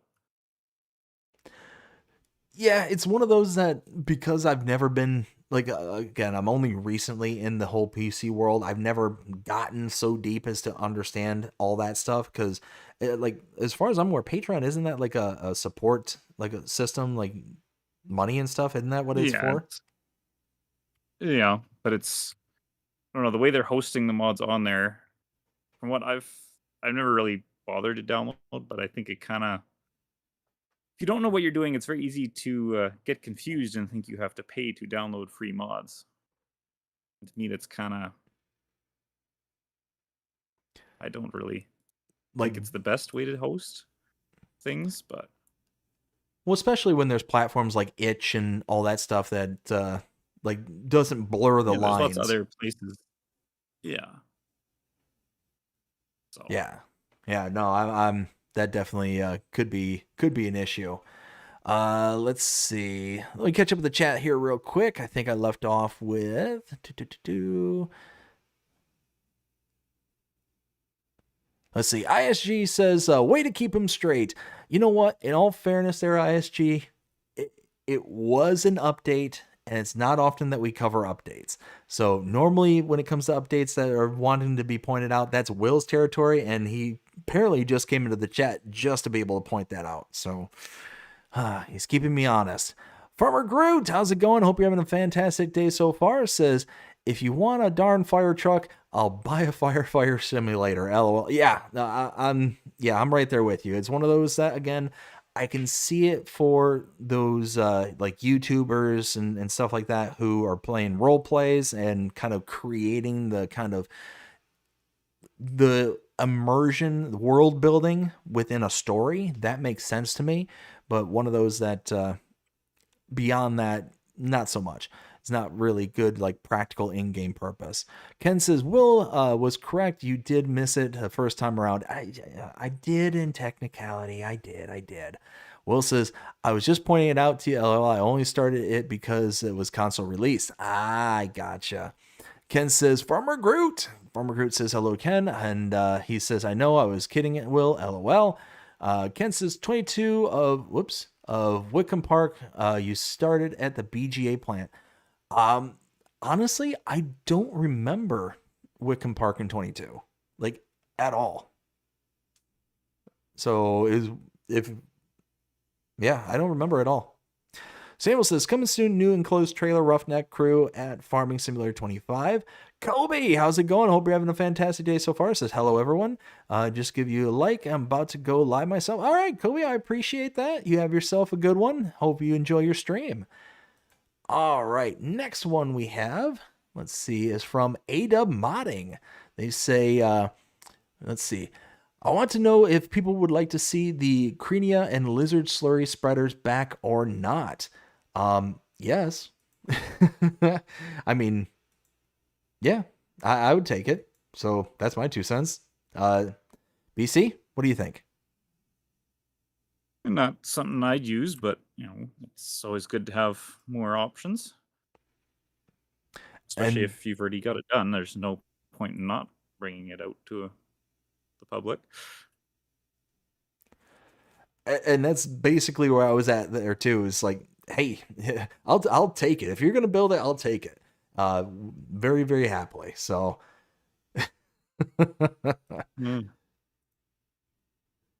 Seems a little bit trying just to get the engagement because it looks like it's already, being worked on, unless those are 22 screenshots, but which perhaps it's 22 screenshots. Let's see. The next one is from Squiggles. Looks like submitted for all platforms, the FS25 Autonomous Container Truck. The Autonomous Container Truck is designed for pairs seamlessly with the Container Stacker Pack, allowing you to attach the included containers and transport them to your destination with minimal effort. Built on the base game Container Truck platform, this vehicle simulates a fully autonomous, no-driver operation while remaining fully drivable by the player. Ideal for modern logistic yards, ports, and industrial areas. The autonomous container truck brings a futuristic touch to your operations while maintaining practical functionality for everyday container transport. So this one is interesting to me. I don't use the containers enough to where this is going to be in my downloads or anything like that, but I don't know. It's one of those where I'm trying to determine whether or not I think this is quote unquote the kind of farming simulator appropriate, if that makes sense. Like the fire trucks, like we were talking about earlier, are those kind of niche mods that are just so in their own kind of element that is it worth quote unquote to bring into the game kind of thing. And this one, it does have that practical purpose of integrating with the containers and stuff like that. So if you use the containers, in game, then it makes sense. Like, this is something that can be brought into it. But I don't know. This is one I kind of struggle with. That I can see it having like usefulness in game, but again, it's going to be so limited that is it going to be useful enough, kind of thing. So I don't know. This one I kind of struggle with, and I kind of waffle about back and forth about whether or not this is going to be something that I'm interested in and will want to look at and download when it comes out, or if it's just something that's just too niche and just not really within the realm of like getting hyped up about. So BC, what do you think of this one? Yeah, for me, I'd rather have just a normal truck and trailer to move the containers around, but it's definitely an interesting, thing to decide to create. Well, and it's, you know what? I think I may have just come on off the fence. So I was kind of waffling back and forth. I was on the fence, but I think I just came off of it. And the reason being is something I said earlier, and it's just kind of screaming back into my brain. So earlier I was going on about how the vehicles that have the tanker that's built into them being so niche and so kind of in its own element that it's not really practical to have. This one I think is going to fall into that one. It's like, if you're going to build up this whole kind of container yard and all that stuff, again, role play aspect, it's going to make sense.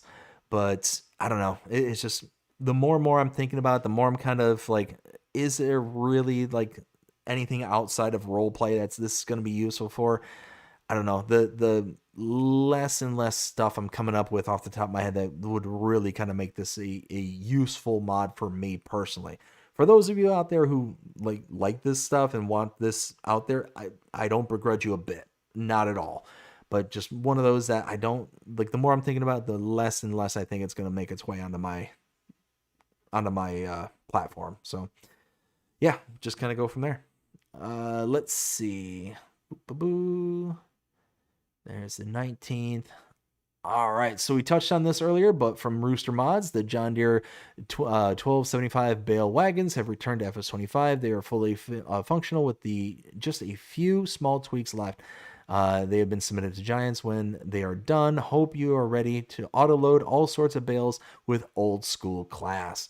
Again, looks really good. Really looking forward to that one. And I love the kind of dolly train that they got going on there in this screenshot here. So I think that's going to be really, really good. All right. And so I think, I think this is the last one here by Mr. Hector Mods. So this is all about Carpathian Countryside. FS25 Carpathian Countryside map has been finished and submitted to the Mod Hub for testing now. I hope it comes out soon as possible with all of you to enjoy. P.S. This is a new map title picture you will be looking at while the game is with the map is loading. It is a screenshot from the game enhanced by AI, and a lot of manual work has gone into it as well to reach the desired look of it. I spent like half of yesterday on it. Stay tuned and patient for the release. If you like to support me and all that stuff, blah blah blah. No, Carpathian Countryside, again, another map I'm really looking forward to. Absolutely looking forward to. It says Carpathian Countryside submitted for testing. Farming Simulator 25, all platforms crossplay version. Very likely to come also as an extended PC only version in the future. Again, looking forward to that. Looking forward to that a lot. Carpathian Countryside, I absolutely adored in FS22. I had I think it was a live stream series on Carpathian Countryside and absolutely loved it. Very highly detailed map in 22. I can only imagine that the 25 version is going to be just as detailed, if not more. And going to be looking forward to when it comes out. BC, anything to add to that one? No, I haven't ever experienced that one myself.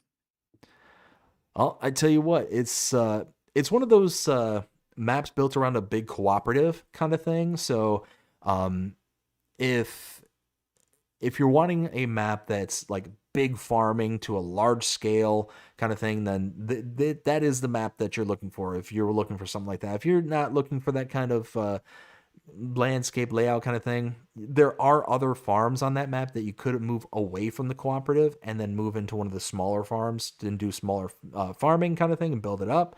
But yeah, it's a gorgeous map. It was built just chef's kiss in 22. Yeah, looking forward to it here in 25.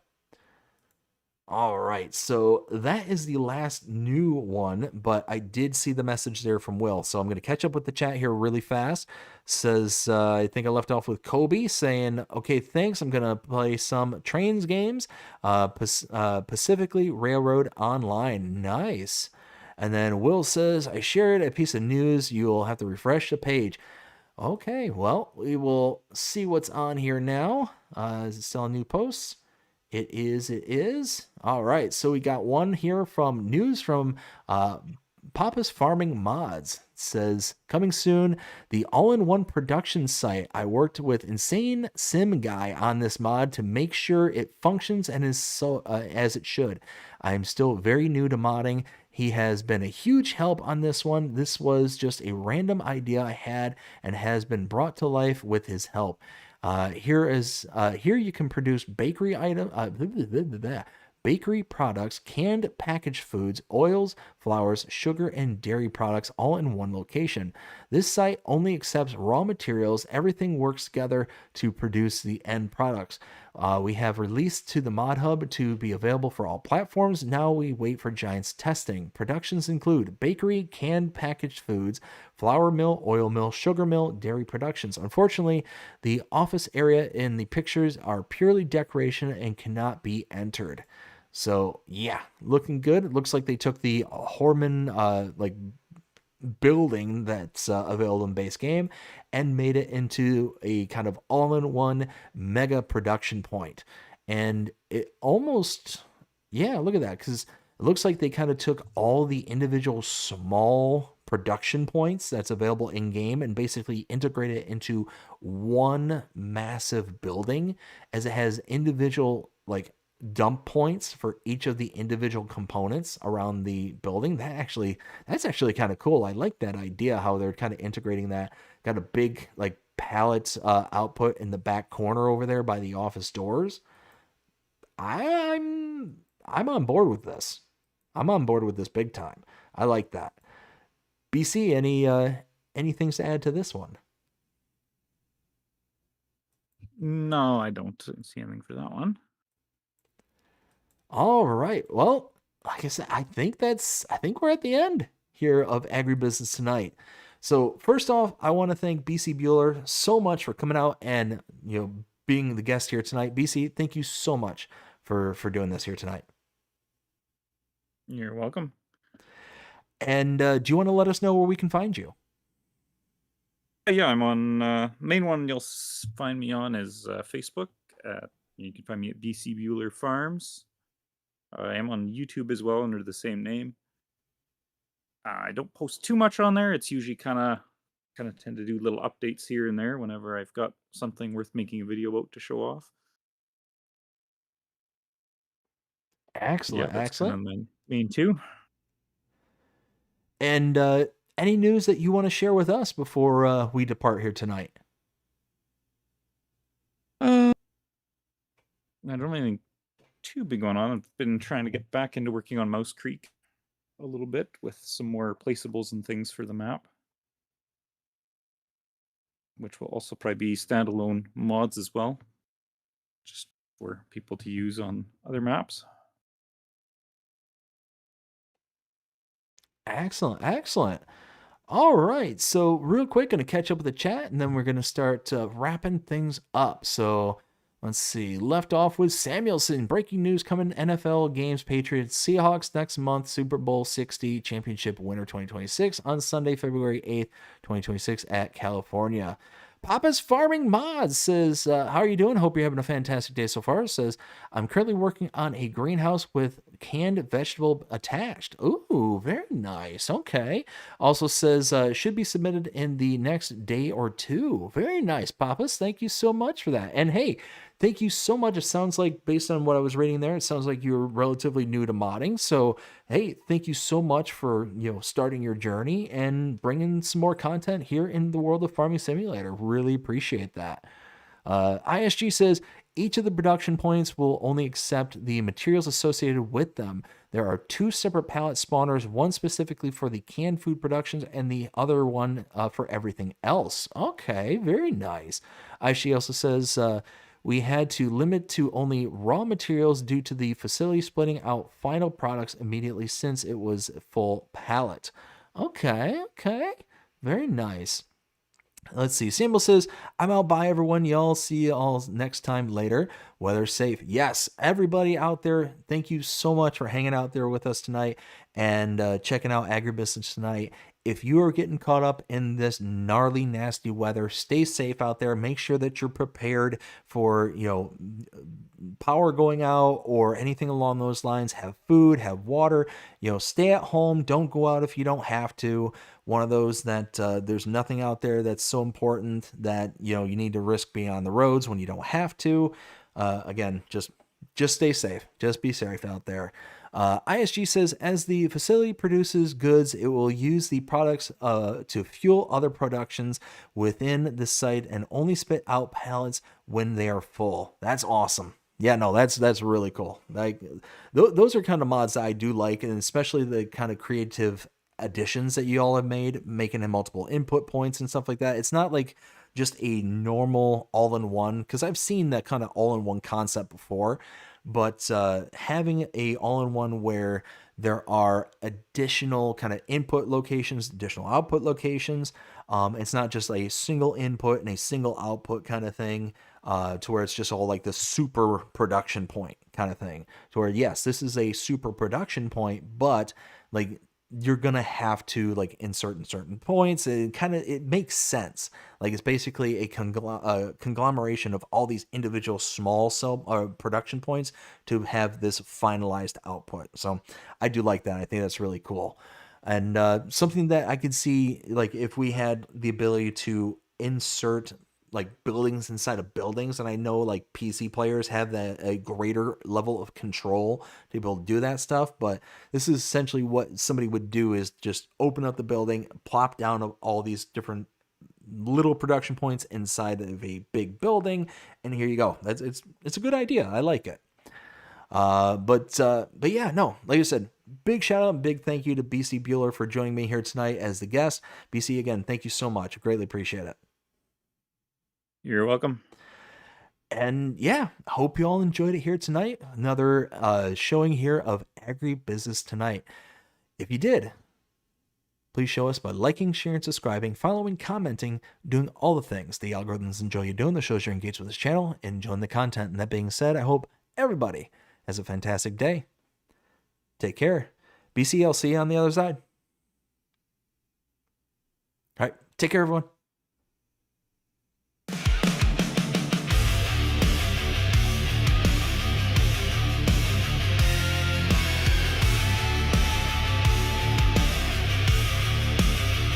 Yo, hit the dirt and fire it up. It's that hard cause grind. BDD and WillT dropping knowledge every time. From the mods to the maps, from the brands to the tools. If it's FS talk, you know they breaking all the rules. We talk giants, we talk gears, we talk that horsepower. Late night mod drops, we got that creative power. From interviews with legends to spotlighting the new, we bring that FS fire straight from the crew to two. Living life behind the wheel with a digital twist. Ain't no button we don't press, no trend we ever miss. Updates, leaks, and future plans. We got the inside scoop, no chance for scams. This is AgriBusiness, cranking up your farm life. From the field to the feed line, under LEDs and skylights. Mods, maps, machines, they cover it all. Porches, kings of the farming game, standing tall.